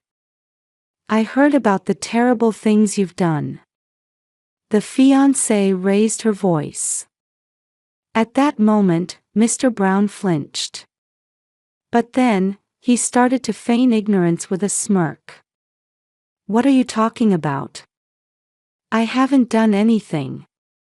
Don't lie. I heard you got a girl pregnant. As soon as the fiancé said that, the atmosphere in the teacher's lounge changed. The other teachers began to buzz. What are you talking about? That's impossible. You know exactly what I'm talking about. Don't make excuses, just come clean. The fiancé shouted. Seemingly resigned, Mr. Brown began to prostrate himself. It's not like that. It was. And you deceived her too, right? Saying you were serious, and you intended to marry her, or whatever. Sweat beaded on Mr. Brown's forehead. I stared at Mr. Brown. So, I was really planning to marry. Mr. Brown tried to make excuses earnestly. But nobody was listening to those excuses. Even though you have a fiancé. Well. By this point, his story was completely incoherent. To deliver the final blow, I stepped forward. Mr. Brown, you had intentions of marrying our daughter despite having a fiancé. No, I was planning to break up with her. The moment Mr. Brown said this, the fiancé stomped her foot down hard. That's a brilliant idea. I want to break up too. No, wait a second. Enough. Be quiet. I'll be demanding a hefty compensation from you. Mr. Brown's shoulders slumped as the fiancé said this to him. But I wasn't ready to forgive him yet. I pressed further. Plus, you confessed it was just a fling with our daughter. No, Miss Sullivan heard you saying that. Reacting to my words, Mr. Brown looked back at Miss Sullivan. She quietly nodded. At the same time, Mr. Brown crumbled. That's when Aaron delivered the final blow. No settlements. You're being reported to the police. Having relationships with a minor is not permissible. Even with consent. Yet, Mr. Brown, desperate, clung to Aaron, pleading. Please, anything but the police. Quiet. A criminal should just keep silent. Aaron rebuked him sternly, and Mr. Brown was left speechless. Afterwards, Aaron called the police right there. However, immediate arrest isn't guaranteed. Unless caught in the act, investigation precedes arrest. Indeed, Mr. Brown was taken in for questioning, but was allowed to go home that day. But hell awaited him at home. Naturally, Mr. Brown's fiancé and we had informed his parents about his deeds. I heard from the fiancé later that they disputed. Moreover, any talks of marriage were off, and the fiancé demanded compensation. Since they were officially engaged, it seemed likely she would receive it. The following day, the top brass of the Board of Education questioned Mr. Brown. The interrogation in the conference room left Mr. Brown looking pale and downcast. Returning to the teacher's lounge, he cried like a child, I was told, somewhat humorously. Miss Sullivan later shared this story with me, possibly with some exaggeration. But I believe the gist was accurate. Because I saw Mr. Brown afterwards. That evening, Mr. Brown came to our house with a member of the Board of Education to apologize. Crying, he prostrated himself in front of Aaron and me. Of course, we didn't forgive him, and we still haven't, even after his arrest by the police. Now, Mr. Brown awaits his trial. He has quit his job and stays home in seclusion. After Mr. Brown's arrest, Sabrina was quite depressed. She must have realized she had been deceived. However, Sabrina never spoke of it. We didn't either. Saying it wouldn't heal Sabrina's wounded heart. All we can do is stay by Sabrina's side. That's what Aaron and I discussed. There might be more we could do. But until Sabrina can come to terms with it herself, it's best to just quietly watch over her. Besides, I'm confident Sabrina won't be defeated by this. Lately, Sabrina has started to regain her smile a bit. Indeed, Sabrina is a daughter to be proud of. I strongly feel that now.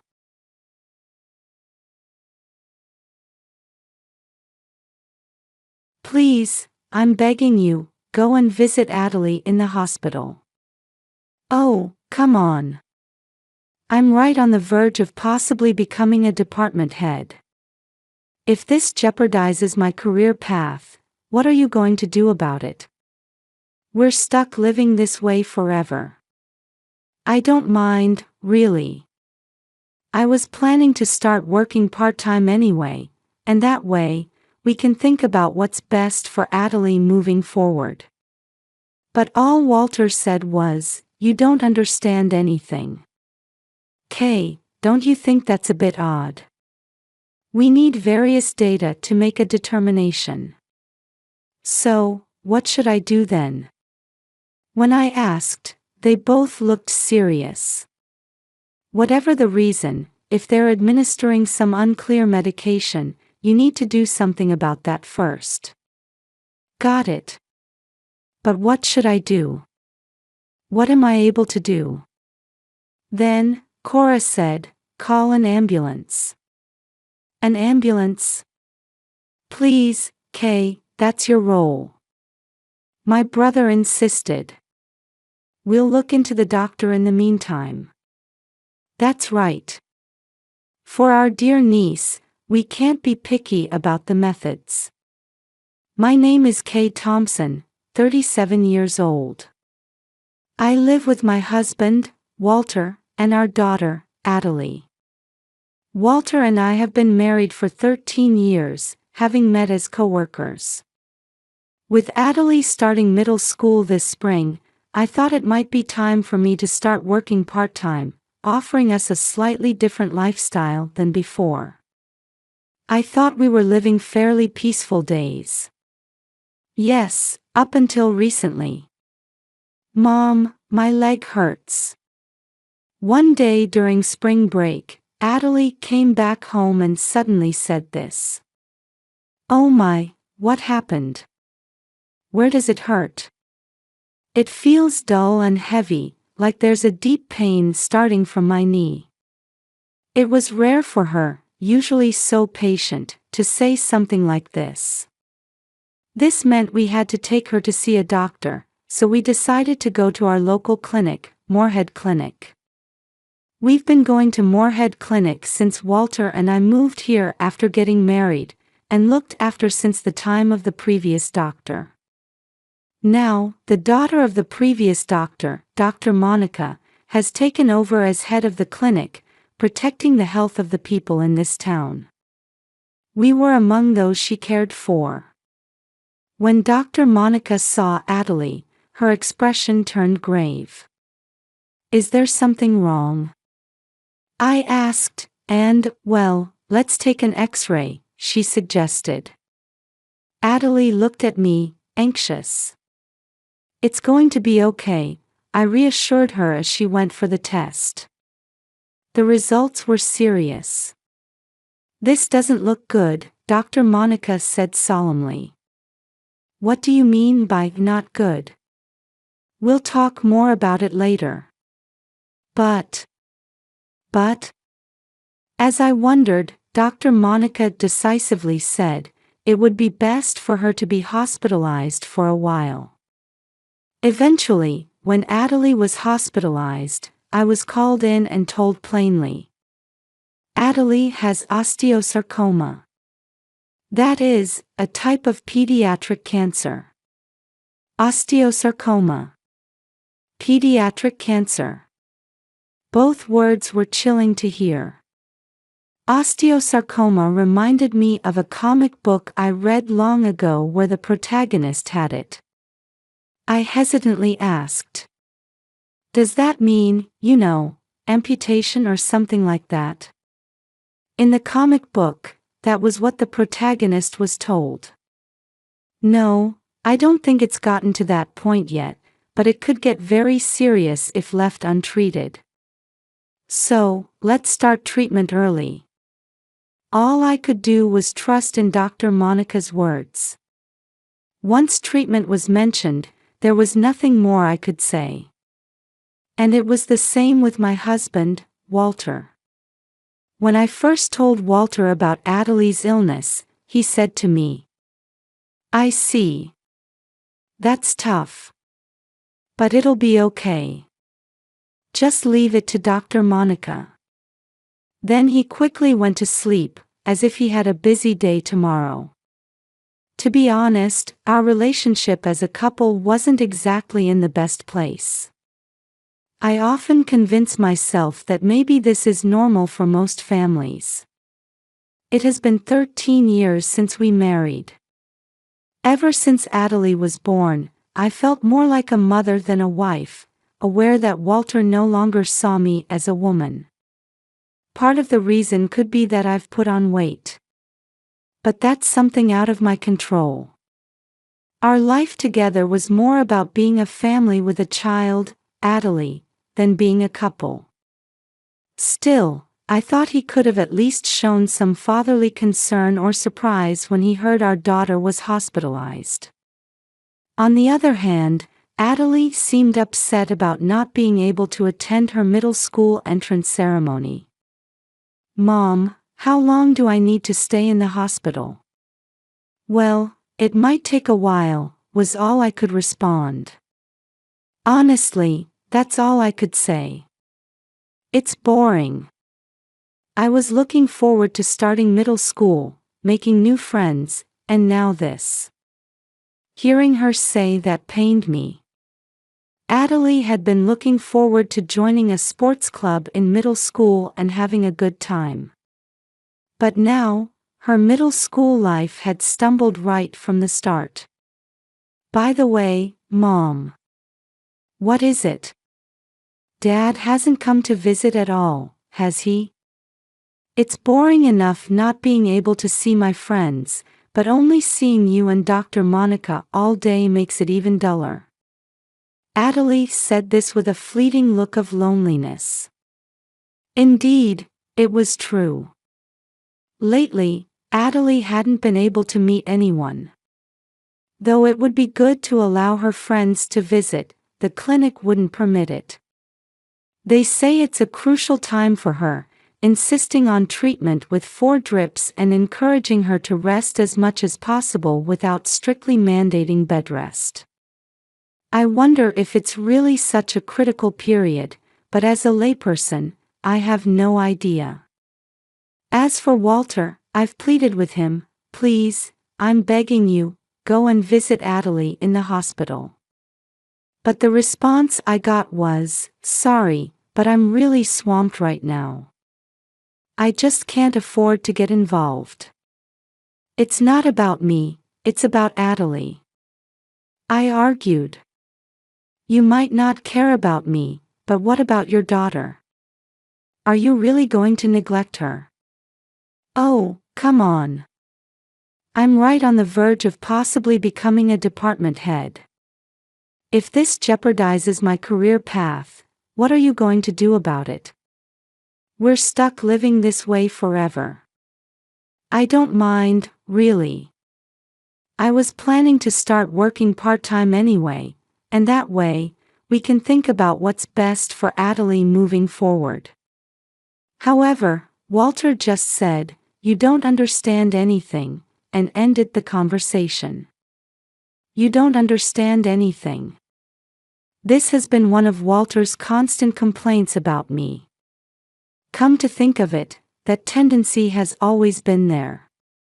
Our relationship began when we were working together, but his attitude changed subtly after he met my brother when we were considering marriage. I lost my parents to an accident during high school. Since then, my older brother, Elmer, has acted as my guardian. By the way, he is an expert nurse. He's been passionate about nursing from a young age, aspiring to be a strong male nurse who can handle the tough aspects of the job that might be challenging for female nurses. His wife, my sister-in-law Cora, is a doctor a few years his senior. They might seem like an unlikely couple to some, but I've always thought they were perfect for each other. They seem incredibly happy together. I've always wished I could have a marriage like theirs.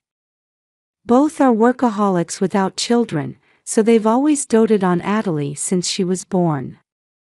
As I was reminiscing about life with Walter, I suddenly remembered that I hadn't told my brother and his wife about Adelie's condition. Oh my gosh! What am I doing?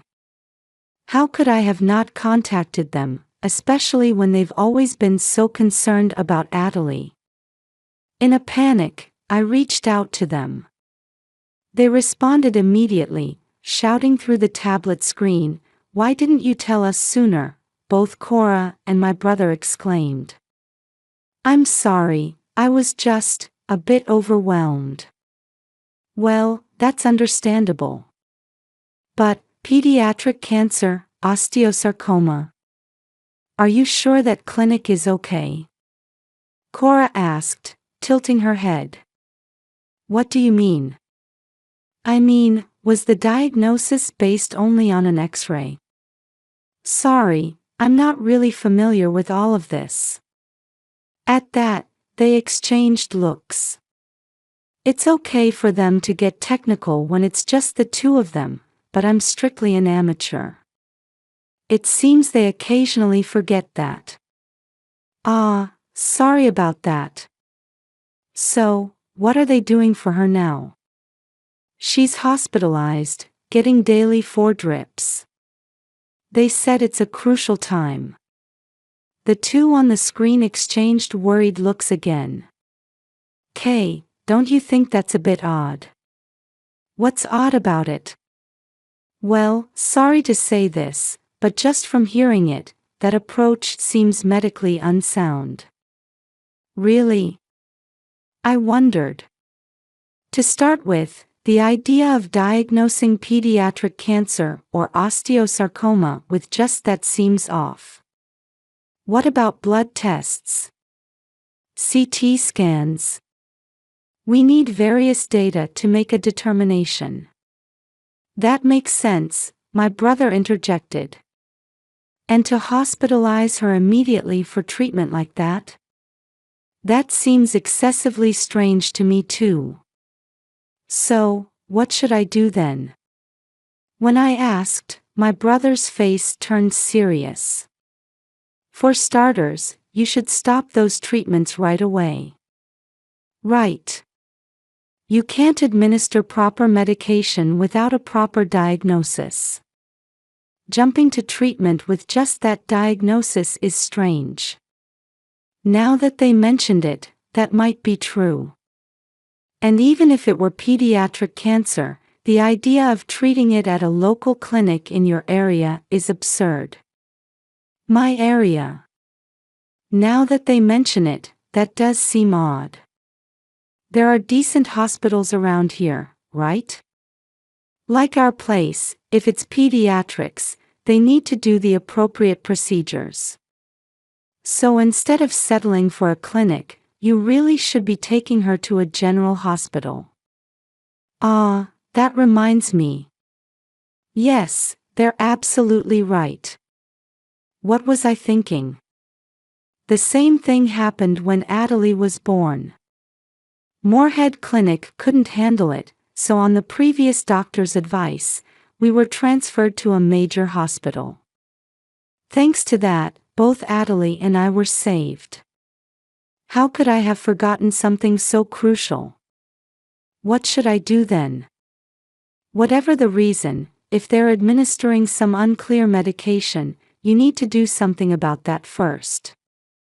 Got it. But what should I do? What am I able to do?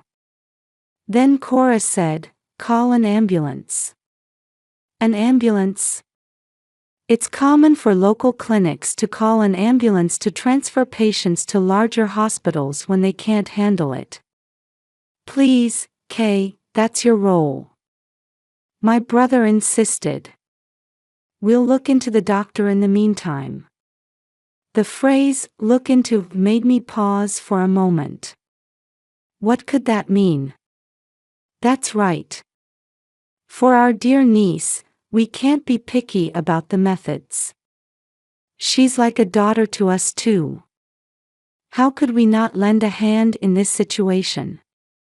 Hearing my brother and Cora say this, tears involuntarily started streaming down my face. I'm so sorry, thank you so much. It's okay, but what about Walter? What's he doing? I tilted my head at Cora's question.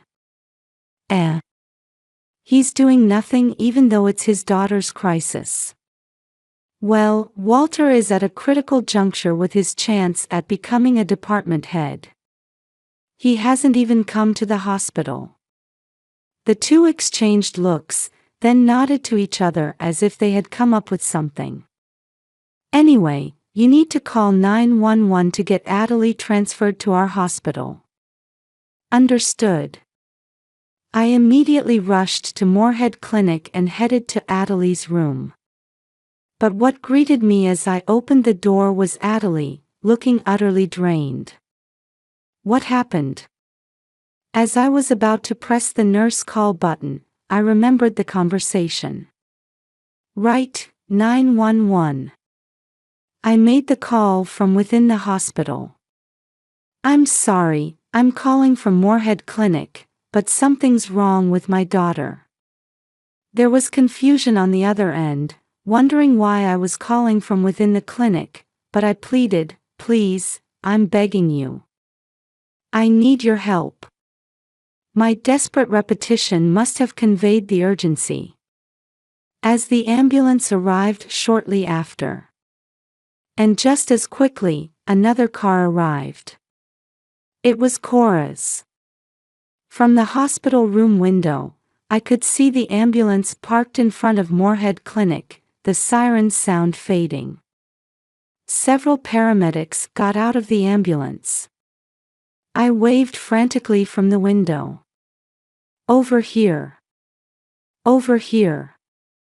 Responding to my signal, the paramedics started to enter the clinic. What is this all about? What's happening? A nurse from the clinic burst out in a panic. Then Cora, in her white coat, jumped out of her car, declaring, "It's an emergency," and hurried into our room. Cora. Adelie is. Kay, how is Adelie? Cora immediately went to Adelie's side, her face turning to shock as she saw the 4 bag. She quickly removed the 4 needle from Adelie's arm, checked her pulse, eyes, and various other things, then briefly explained the situation to the paramedics. I'm on it.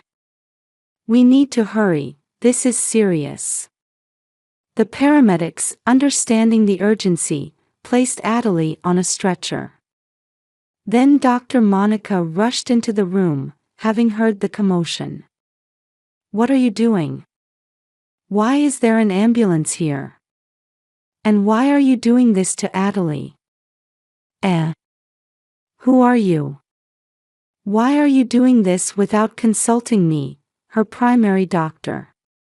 She said all this in one breath, then glared sharply at both me and Cora. Cora glared back without backing down and declared, I'm this lady's, Kay's, sister-in-law and Adelie's aunt. I'm also a doctor at Central Hospital. At those words, Dr. Monica's body visibly shook. The symptoms Adelie is showing now are clearly due to an overdose from this 4. What were you thinking using this? Dr. Monica looked at the 4 bag in Cora's hand and her complexion changed. What's going on here? I asked. At the very least, the fact that Adelie is showing these symptoms now gives us a pretty good idea of what's happening. Anyway, We need to get to Central Hospital right away. And you? Cora pointed sharply at Dr. Monica. I have some serious questions for you later. Be ready for that. After what you've done to my dear niece. Then I heard Dr. Monica click her tongue in response. I had never seen her take such an attitude before. Let's go quickly, Cora said, and I quickly left the scene with everyone else. But as we passed by Dr. Monica, I distinctly heard her mutter. I can't believe someone who can't do anything herself has such an ally. It was a low, resentful voice. To think she harbored such thoughts about me. Let's go. Cora urged, and I got into the ambulance. Soon after we arrived at the emergency department of Central Hospital, Adelie was swiftly treated, and her condition improved rapidly from her previously listless state. Why was she being given such a large dose of this? Both the paramedics and the doctors were astonished upon seeing the 4-bag that was brought in with her. It was an infusion used in treatment. But not something to be administered all day. Has she been on this since she was admitted? Then, wasn't she hospitalized to worsen her condition rather than treat it?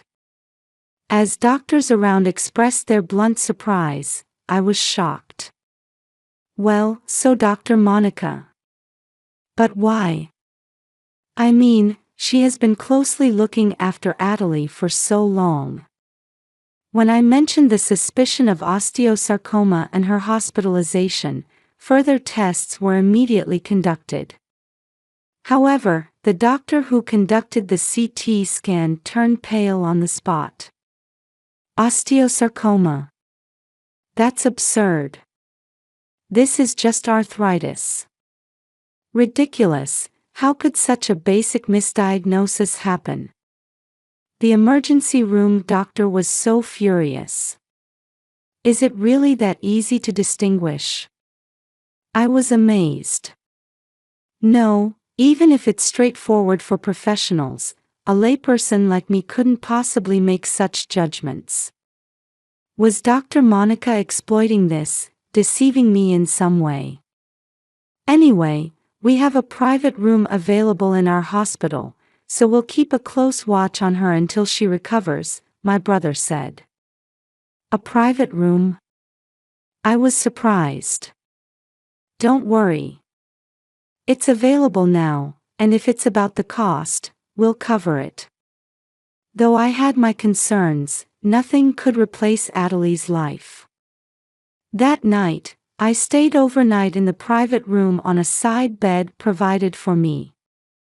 Thanks to the treatment, Adelie, who had regained consciousness, clung to me, scared, and wanted me to stay with her. Determined to stay by her side no matter what, I prepared myself for anything. That night, after Adelie had fallen asleep, when I started to drift off, I suddenly heard footsteps in the hallway. I woke up immediately but pretended to be asleep. Then, the door of the room quietly opened. Someone was creeping closer, trying to move silently. I thought I could do something for him. It was Dr. Monica's voice. Now that it's come to this. I heard the sound of rummaging through a bag. Then she took out a small bottle and a syringe. As I prepared to confront her, she opened the small bottle and started drawing liquid into the syringe. When she reached for Adelie's arm, I shouted, "What are you doing?" I leapt up and lunged at Dr. Monica. With a shout, the bottle and syringe tumbled to the floor. Oh, heavy. I can't breathe. You were awake. Stop kidding around. Move, you're too heavy. My weight, though not quite double, is probably about 1.5 times that of Dr. Monica. Struggling, she seems unable to move under my weight. Our commotion wakes Adelie, who was surprised and asks, "What? Why?" I tell her, "Adelie, press the nurse call button." Understanding, Adelie frantically presses the call button over and over. Soon, footsteps from the nursing station approach rapidly. The door opens, and the lights turn on. What is going on here? It was my brother. Then, Dr. Monica clicked her tongue again. "Kay, you did well." Saying this, my brother secured Dr. Monica's limbs with straps. This should keep her from moving for now. He picked up the medicine bottle she dropped, his expression twisting. "What were you planning to do with my niece's life?" I could feel my brother's anger seething. "It's because you all were taking her away from our clinic. I just wanted to find an easier, less painful way for her. I had to do it quickly because of what you did." "Had to do it? You mean?" Her ambiguous words filled me with dread. My brother looked at me and stated clearly. In other words, she, despite being a doctor, was aiming to take Adelie's life. I felt like I was choking. "What were you trying to do to me, Dr. Monica?" Adelie also cried out in a voice close to tears. Then the door opened again. Cora, and there seemed to be someone else behind her. "Ah, she really did come." "Really? You mean?" "I figured if we did this, she would definitely come in person. That's why I insisted on a private room. I didn't want to bother other patients, after all." Then, turning to someone behind her, Cora said, "Come on in." We hurriedly looked into it, and the answer came out surprisingly easily, right? Walter. I was puzzled why Walter was here. "What is this about, Elmer?" Cora, calling me over the phone at this hour. "Ah, Walter, it's all over. Everything we've done has been exposed." "Monica, why are you here? And what happened to you?" Walter seemed to finally notice Dr. Monica restrained on the floor and hastily addressed her. "Walter. Monica. You two are on a first-name basis." When I shouted that, my brother hushed me with a "Shh." "Ah, right. Adelie is listening." "It's okay, Mom." Adelie shouted. "I want to know everything. After all, I'm here, I suffered, couldn't start middle school immediately, and it's all because of Dad and Dr. Monica, right?" "Adelie, you're very perceptive," Cora commented, gently stroking her shoulder and back. "I'm already in middle school. It's better to know. I'd rather you tell me than keep it hidden." "Please, Mom." I was bewildered. And I got angry at myself for being powerless. Cora thrust the medicine she picked up at Dr. Monica. "What you bought is a relaxant, isn't it? You know what would happen to this child if you injected her directly with this concentration." Cora wore rubber gloves. "Undoubtedly to preserve evidence. You have some visitors waiting for you." Then, more visitors arrived at the room. It really was fortunate that we had such a spacious private room. The visitors, displaying police badges to Walter and Dr. Monica, declared firmly, "We're from the state police. Monica Moorhead, you are under arrest red-handed. Walter Thompson, you are being taken in as an instigator of the crime." Upon hearing this, Walter reflexively tried to flee. Hold on. You can't just run away. My brother's strong hand grabbed Walter's shoulder. I've been taking care of Kay since our parents died. I was thinking you'd make your family happy. But what have you done to your own child? While restraining my shouting brother, Cora let another person in. It was quite the rush to get this research done. We involved quite a few people, but it clarified things. This man has been embezzling from his company. Embezzling? I blurted out, and Walter averted his gaze. Sorry, we're from a detective agency. It was an urgent request for investigation. But he was. Walter was too busy on the verge of becoming a department head, not even coming home or visiting his hospitalized child. The detective calmly explained. About that. It's actually the opposite. He was supposed to become a department head, but that was put on hold due to suspicions of embezzlement. I had no idea, he hadn't mentioned anything like that. I couldn't have imagined. And to cover the embezzled amount, he wanted the insurance money. Insurance money. He had taken out a $200,000 insurance policy on his daughter. I couldn't immediately grasp the implications.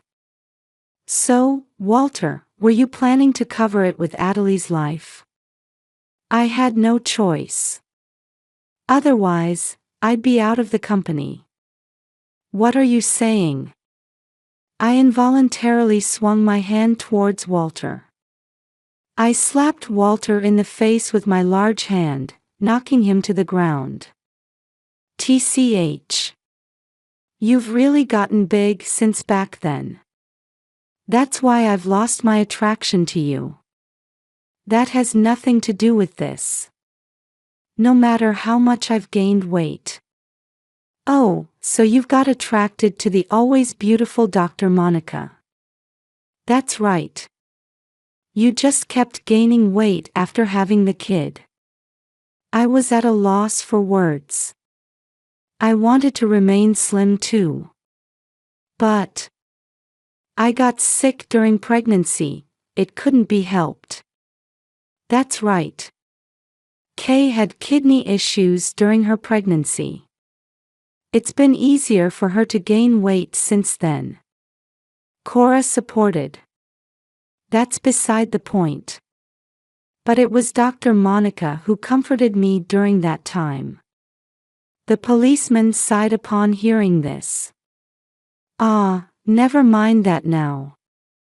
The important thing is this person tried to take your daughter's life. And your husband asked her to do it. We'll take them into custody.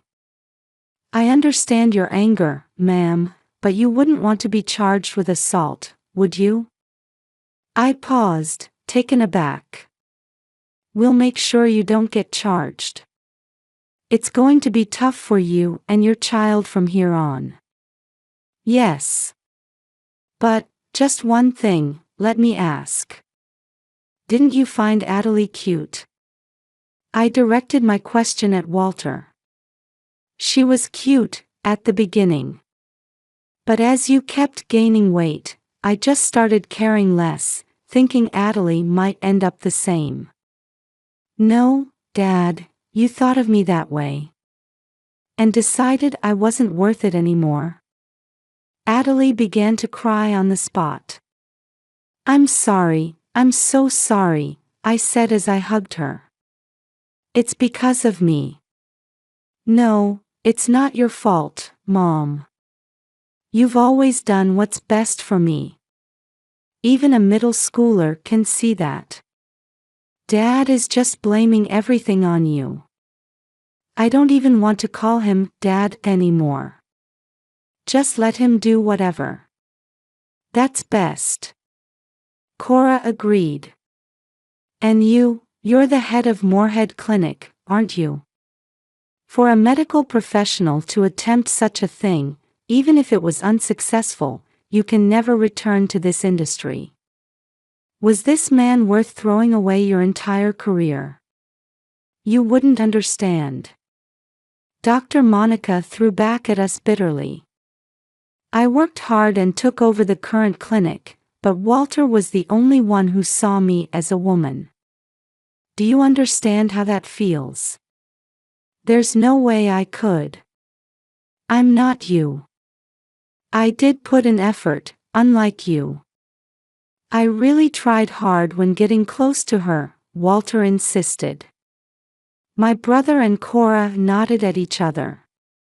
Then Dr. Monica groaned and fainted on the spot. Cora checked her pulse and condition, then declared her okay before handing her over to the police. I turned to Walter, ranting. I'll have a lawyer handle the divorce.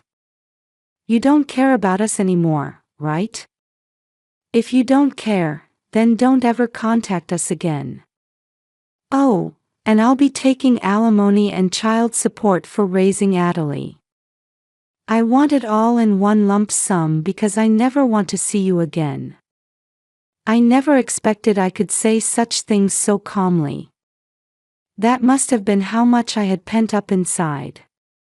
Walter glared at me with frustration. But I was no longer affected by such things. Then, this is goodbye forever. I told Walter for the last time. After that, the two were arrested and brought to trial. Due to the premeditated nature of their actions and the attempt on a life, they were sentenced to imprisonment, even though it was an attempt. Moorhead Clinic also closed due to Dr. Monica's arrest. The previous head is currently struggling to write referral letters for the current patients, a truly difficult situation. I'm truly sorry for what she's done to you all. No, we've been grateful for your care since long ago. I wonder what made this happen. I might have expected too much, he muttered with a lonely tone. I felt bad about taking the compensation, but the former head made sure to pay us. It's going to be tough for you too from here. Anyway, the clinic is closing, and when we sell off the equipment, we'll get some money. He told me so. Walter was, of course, charged. He claimed that a prison sentence was too harsh because he was just an instigator.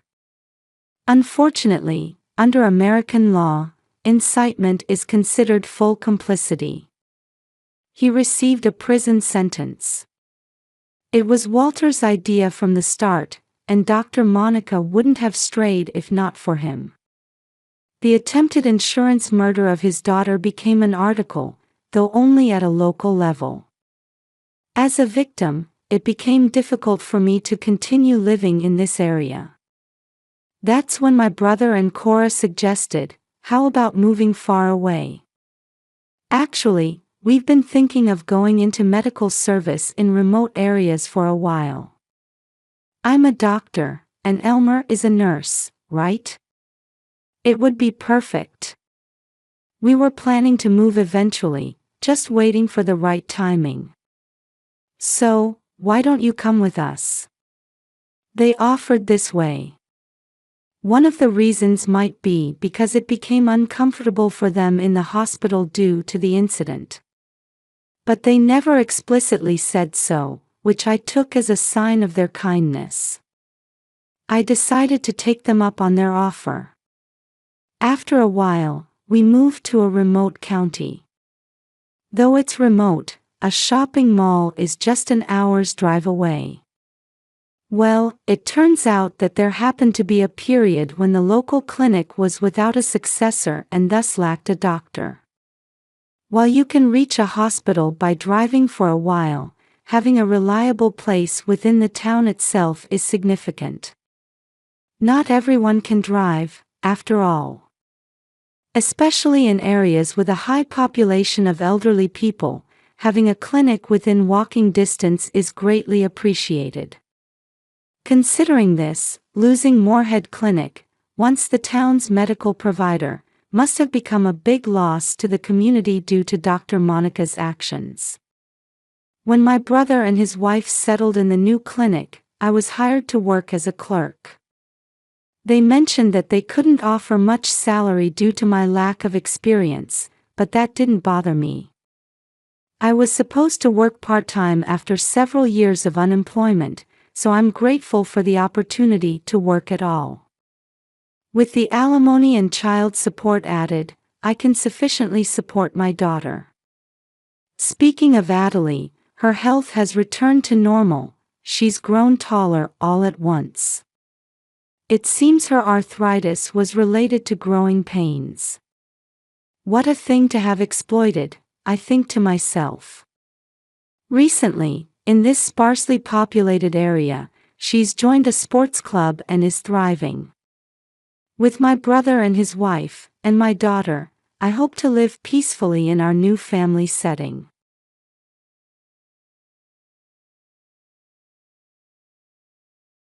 Through the window of a real estate office in Greenville, Texas, the merciless early summer sunlight streamed in.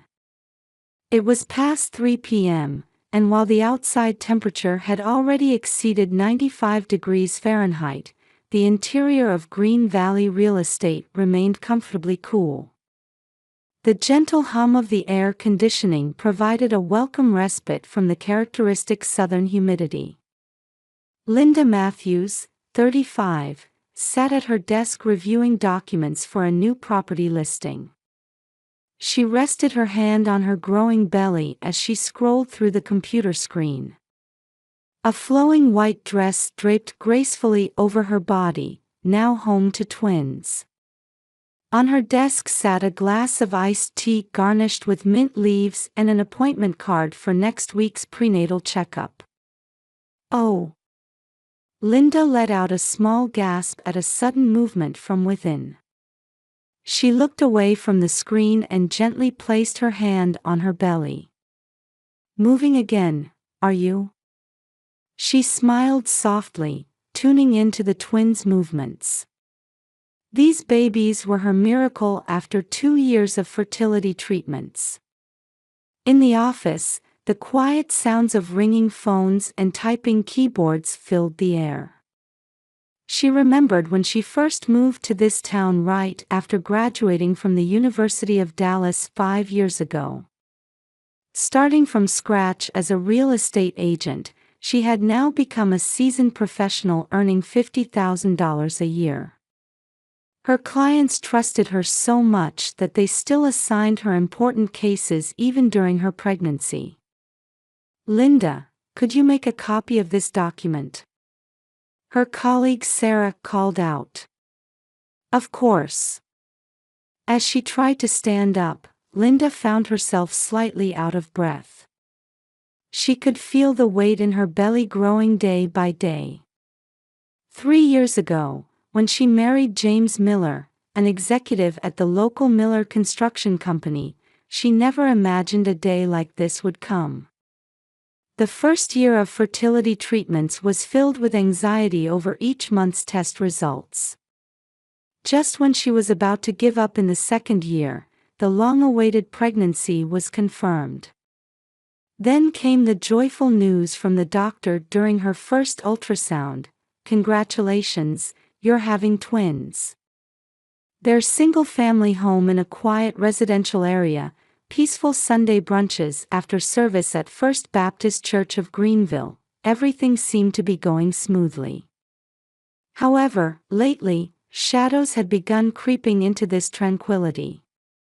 James, while initially showing surprise and joy at the pregnancy news, had seemed increasingly unsettled. Recently, he'd been working more weekends, constantly checking his phone when at home, and falling into silence with something apparently weighing on his mind. Whenever she tried to ask about his background or family, he would change the subject. Her mother-in-law Martha had changed too. Though respected in the community for her charitable work through the church, she had lately become fixated on Miller family traditions and the importance of an heir. She was eager to know the twins' gender, repeatedly saying, "I hope they're boys," almost like a mantra. Next week's checkup would finally reveal the baby's gender. In Linda's heart, hope and anxiety intermingled. It shouldn't matter whether they were boys or girls, their health was all that should count. Yet somehow, her mother-in-law's words kept echoing in her mind. Outside, the cicadas' song grew louder. In the distance, dark clouds were slowly spreading across the sky, likely heralding an afternoon thunderstorm typical of Texas summers. Linda sighed deeply and turned her attention back to the documents. In the bright sunlight, she couldn't shake the feeling that an ominous shadow was creeping closer, gradually gnawing away at her peace of mind. Still, the active movement of the twins in her belly gave her courage. "Everything will be fine," Linda whispered to herself. "I'll make sure these children are happy." She pulled the latest ultrasound photo from her desk drawer. The black and white image showed two tiny lives nestled together. Her heart swelled with love for these children she had yet to meet. Linda looked up at the sky. The dark clouds were spreading steadily. Everyone could sense the approaching downpour. Linda's car pulled into the parking lot of Greenville General Hospital as the morning fog still lingered. It was 7 a.m., and her contractions had started the previous night, with 3 days remaining until her due date. The massive hospital building gleamed as the morning sun struck its glass surfaces. "Take it easy, there's no rush." Martha, her mother-in-law, supported Linda as she got out of the passenger seat. Martha, wearing a white cardigan, clutched the pre-packed hospital bag. James, her husband, had left early for work, citing an important meeting. His voice on the phone had seemed uneasy, as if he were being pursued by something. "I'll come as soon as the meeting's over." His voice lacked its usual warmth. The hospital lobby was wrapped in morning quietness. Soft light from the entrance hall ceiling reflected off the white floor. After completing the admission procedures at reception, Linda headed to the 3rd floor where the delivery room was located. In the elevator, she gently placed her hand on her large belly. The white-themed hallway carried the scent of disinfectant. Doctors who had finished their morning rounds hurried past, charts in hand. "Good morning, Mrs. Matthews." Dr. Thompson, her attending physician, appeared with a chart in hand. The kind-faced middle-aged woman doctor had been handling Linda's prenatal care since the beginning. "How far apart are the contractions?" "About 15 minutes. That's progressing well. We should meet your babies today." Led to her room, Linda lay down on the bed. Through the window, she could see trees in the park behind the hospital. The early summer greenery swayed in the fresh breeze. A small cross hung in the corner of the room. Martha had brought it. "Let us pray." Martha sat in a chair and quietly closed her eyes. There was a hint of tension in her expression. As time passed, the contractions grew closer together. Outside the window, clouds were gradually covering the sky. The weather forecast had predicted possible thunderstorms by nightfall. Just past noon, James finally appeared. In his suit, he entered the room awkwardly, different from his usual confident manner. The meeting ran long. He started to make excuses but fell silent with an apologetic look when he saw Linda's suffering. His eyes seemed vacant, as if his mind were elsewhere. "James, let us pray." Martha urged her son. The two faced each other in the corner of the room, whispering something in low voices. Seeing this, anxiety welled up in Linda's chest, but the next wave of contractions washed away such thoughts. By 3 p.m., the labor had intensified.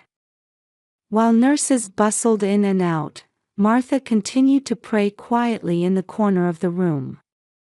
Though she appeared devout, there seemed to be some other emotion lurking in the glances she occasionally cast at Linda. Outside, the clouds had grown thicker. The sound of rain against the window grew steadily stronger. "It won't be long now," Martha whispered while holding Linda's hand. Her voice mixed with expectation and tension. Her palm was slightly damp with sweat. As dusk approached, events began to move quickly. "Mrs. Matthews, let's move you to the delivery room." At Dr. Thompson's words, the room filled with tension. As the bed moved down the hallway, Linda stared at the fluorescent lights on the ceiling. The row of lights passing by one after another felt like milestones in her life. The delivery room doors opened, and medical staff swiftly prepared everything. Linda was transferred to the delivery table as nurses efficiently connected various equipment. The clock on the wall showed 6 p.m. Outside the window, black clouds had completely covered the sky. Thunder rumbled in the distance occasionally. "Almost there. Keep pushing." The doctor's voice rang out. "I can see the baby's head." James and Martha watched intently from the corner of the room. Their expressions showed something more like fear than anticipation. When the first baby was born, a tiny cry filled the room. "It's a girl." The moment the nurse's voice was heard, Linda could hear her husband and mother-in-law catch their breath. Their reaction conveyed not joy, but something else entirely. "Just a little more for the second one." 2 minutes later, the second baby was safely delivered. "This one's a girl too." Amid words of congratulation, Linda managed a tired smile. However, her husband and mother-in-law's expressions were strangely rigid. They looked at each other as if they had made some decision. "Twin girls, how lovely." Martha's voice had an empty ring to it. Though her eyes were on the babies, they seemed to be looking somewhere far away. James merely glanced at the babies before immediately reaching for his cell phone. He appeared to be sending someone a message. Back in her room, Linda fell into a deep sleep, exhausted from labor and delivery. The babies were taken to the nursery on the 5th floor for care. At 11:30 p.m., the hospital corridors were dimly lit by night shift lighting. Outside, the thunderstorm had intensified, with occasional lightning casting a blue-white glow through the windows. The sound of heavy rain against the windows echoed through the corridors.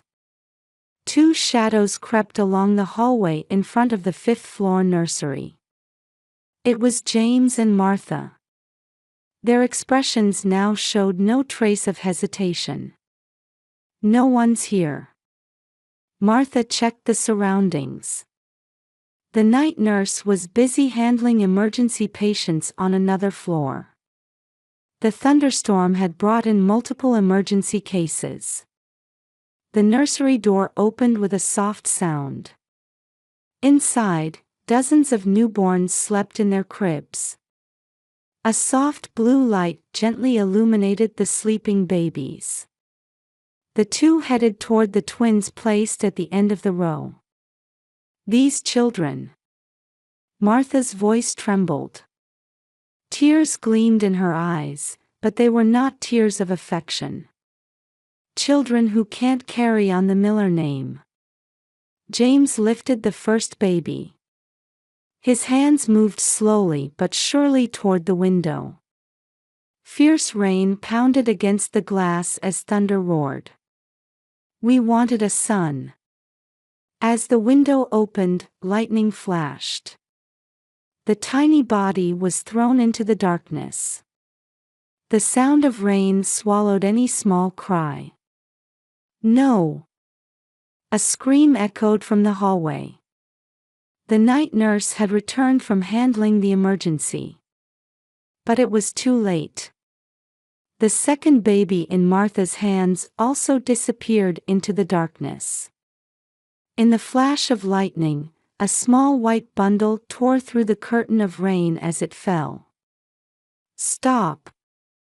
The nurse's shout was drowned out by thunder. The emergency alarm sounded, and the hospital erupted into chaos. Footsteps ran through corridors, voices called out. At that moment, Linda, sleeping in her third-floor private room, still knew nothing. By her pillow, the first and last commemorative photo with the twins was illuminated by lightning flashes. In the framed picture, the newborn twins had their eyes closed as if sensing something. The pre-dawn rain had quietly turned to fog. As a faint light began to break through at the back garden of Greenville General Hospital, security guard Mike Johnson was making his routine rounds. "What's that?" He noticed something white like fabric in the bushes. Upon approaching, he found it was a hospital newborn swaddling cloth. And from within, he heard faint crying. "Hey! Someone!" Mike's shout broke the silence. The hospital's back garden suddenly burst into activity. Found in the bushes were the twin babies, miraculously alive. The thick hedges had cushioned their fall, and the soft branches and leaves had cradled the babies' bodies. The emergency team rushed in, and life-saving measures began immediately. The neonatal intensive care unit staff stood ready, with incubators prepared. The entire hospital was enveloped in urgent tension. Linda, sleeping in her third-floor private room, was awakened by a nurse's quiet voice. "Mrs. Matthews."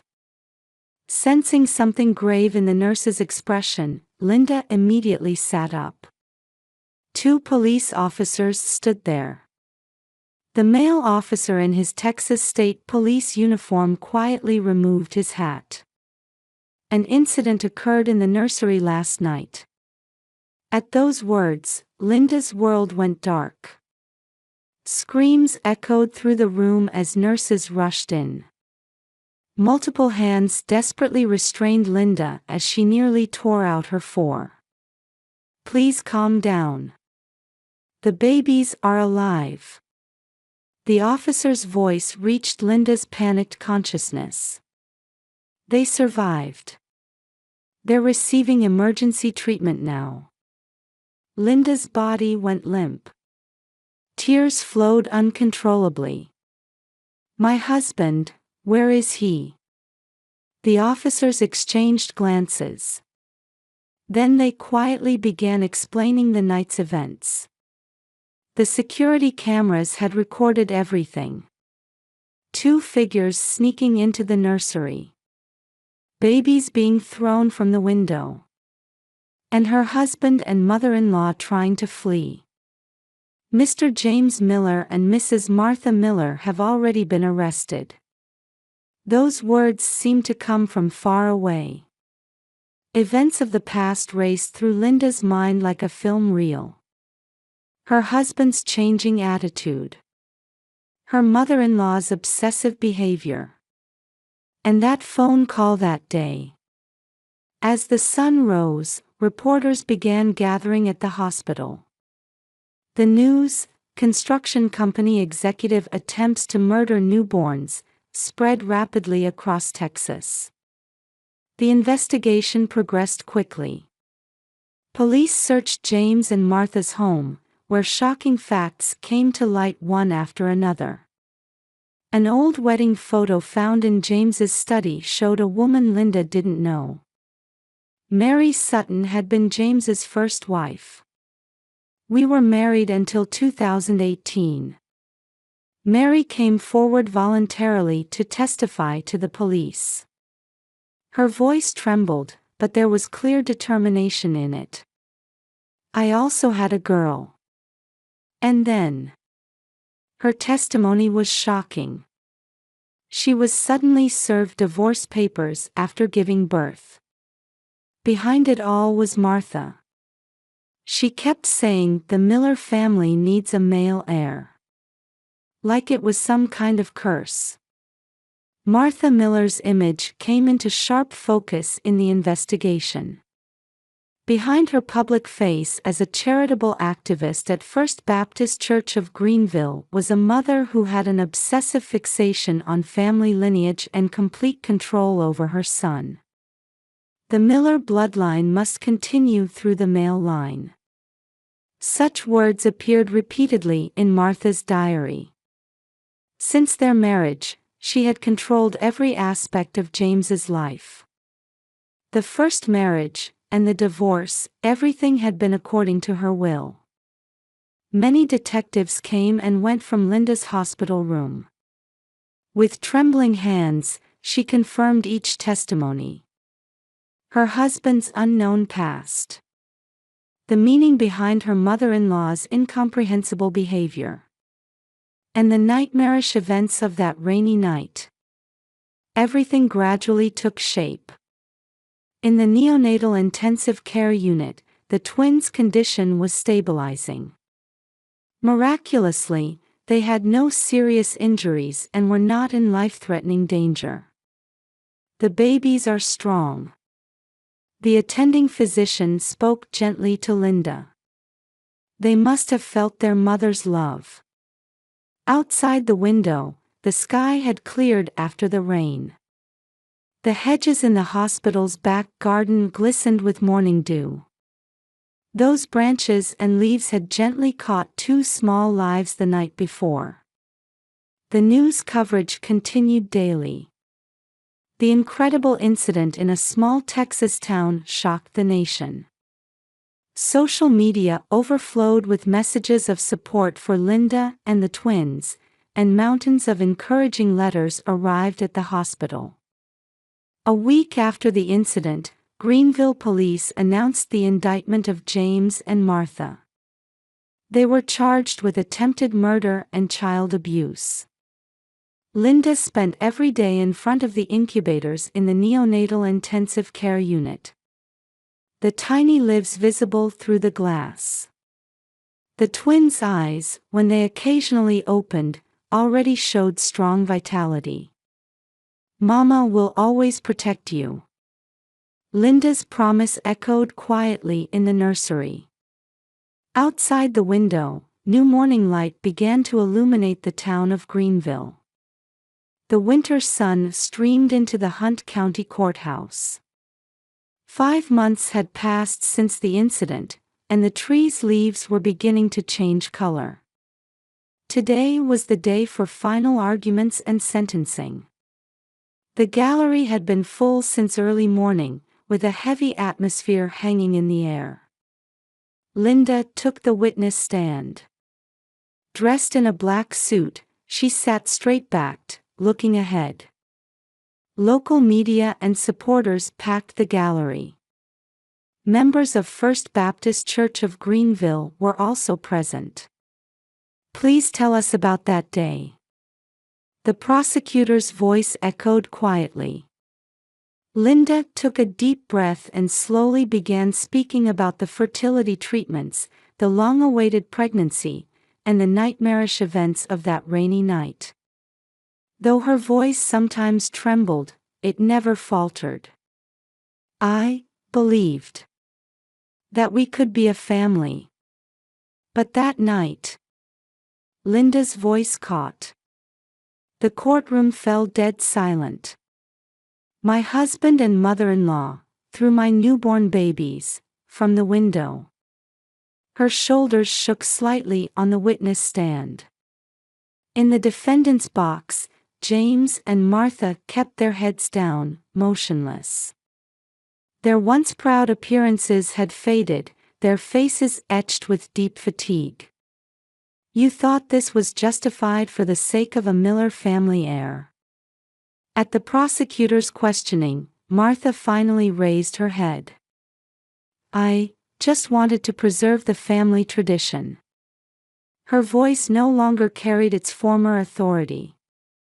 The Miller family business has always been passed down through sons, generation after generation, from my father's time, my grandfather's time.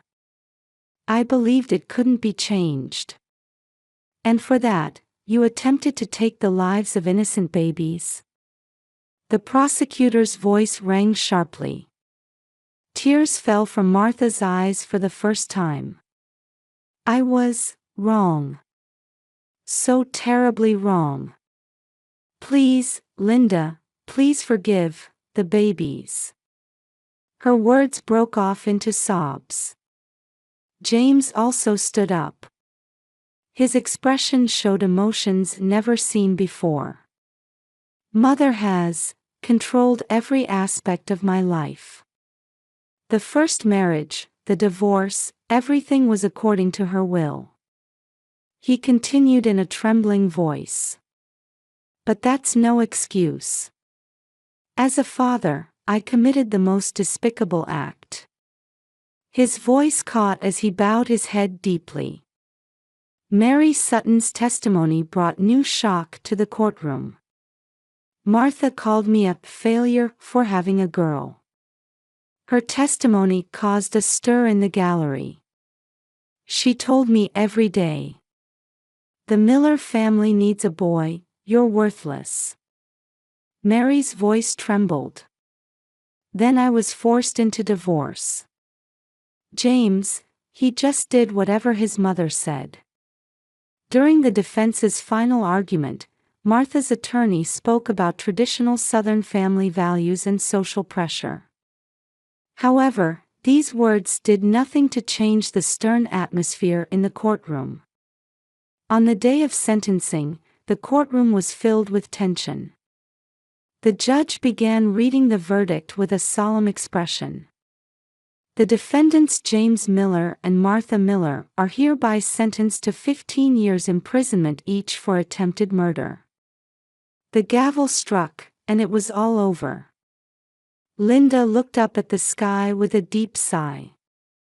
The blue sky visible through the courthouse window seemed to promise a new life, clear and bright. 6 months later, Linda moved to Dallas with her twins, Emma and Sophia. She sold the house in Greenville and started a new life in a city apartment. Sometimes the urban bustle helped heal her emotional wounds. Mama, look. The twins, now 2 years old, chase each other in the park. When they fall, they get right back up and start running again. Their resilience gives Linda strength. Occasionally, letters arrive from prison, words of apology from James and Martha. Reading these letters stirs complex emotions in Linda. Though she can't forgive them yet, she refuses to be imprisoned by hatred. She's simply chosen to move forward. She resumed her real estate work. Her new Dallas office was small, but she found joy in working on her own terms. She also founded New Dawn, an organization supporting mothers in similar situations. At weekly Saturday meetings, various women gather to share their experiences. Linda listens earnestly to the voices of those suffering from customs and prejudices. How many women have suffered under the weight of so-called tradition? Linda addressed the group one day. But we have the right to choose.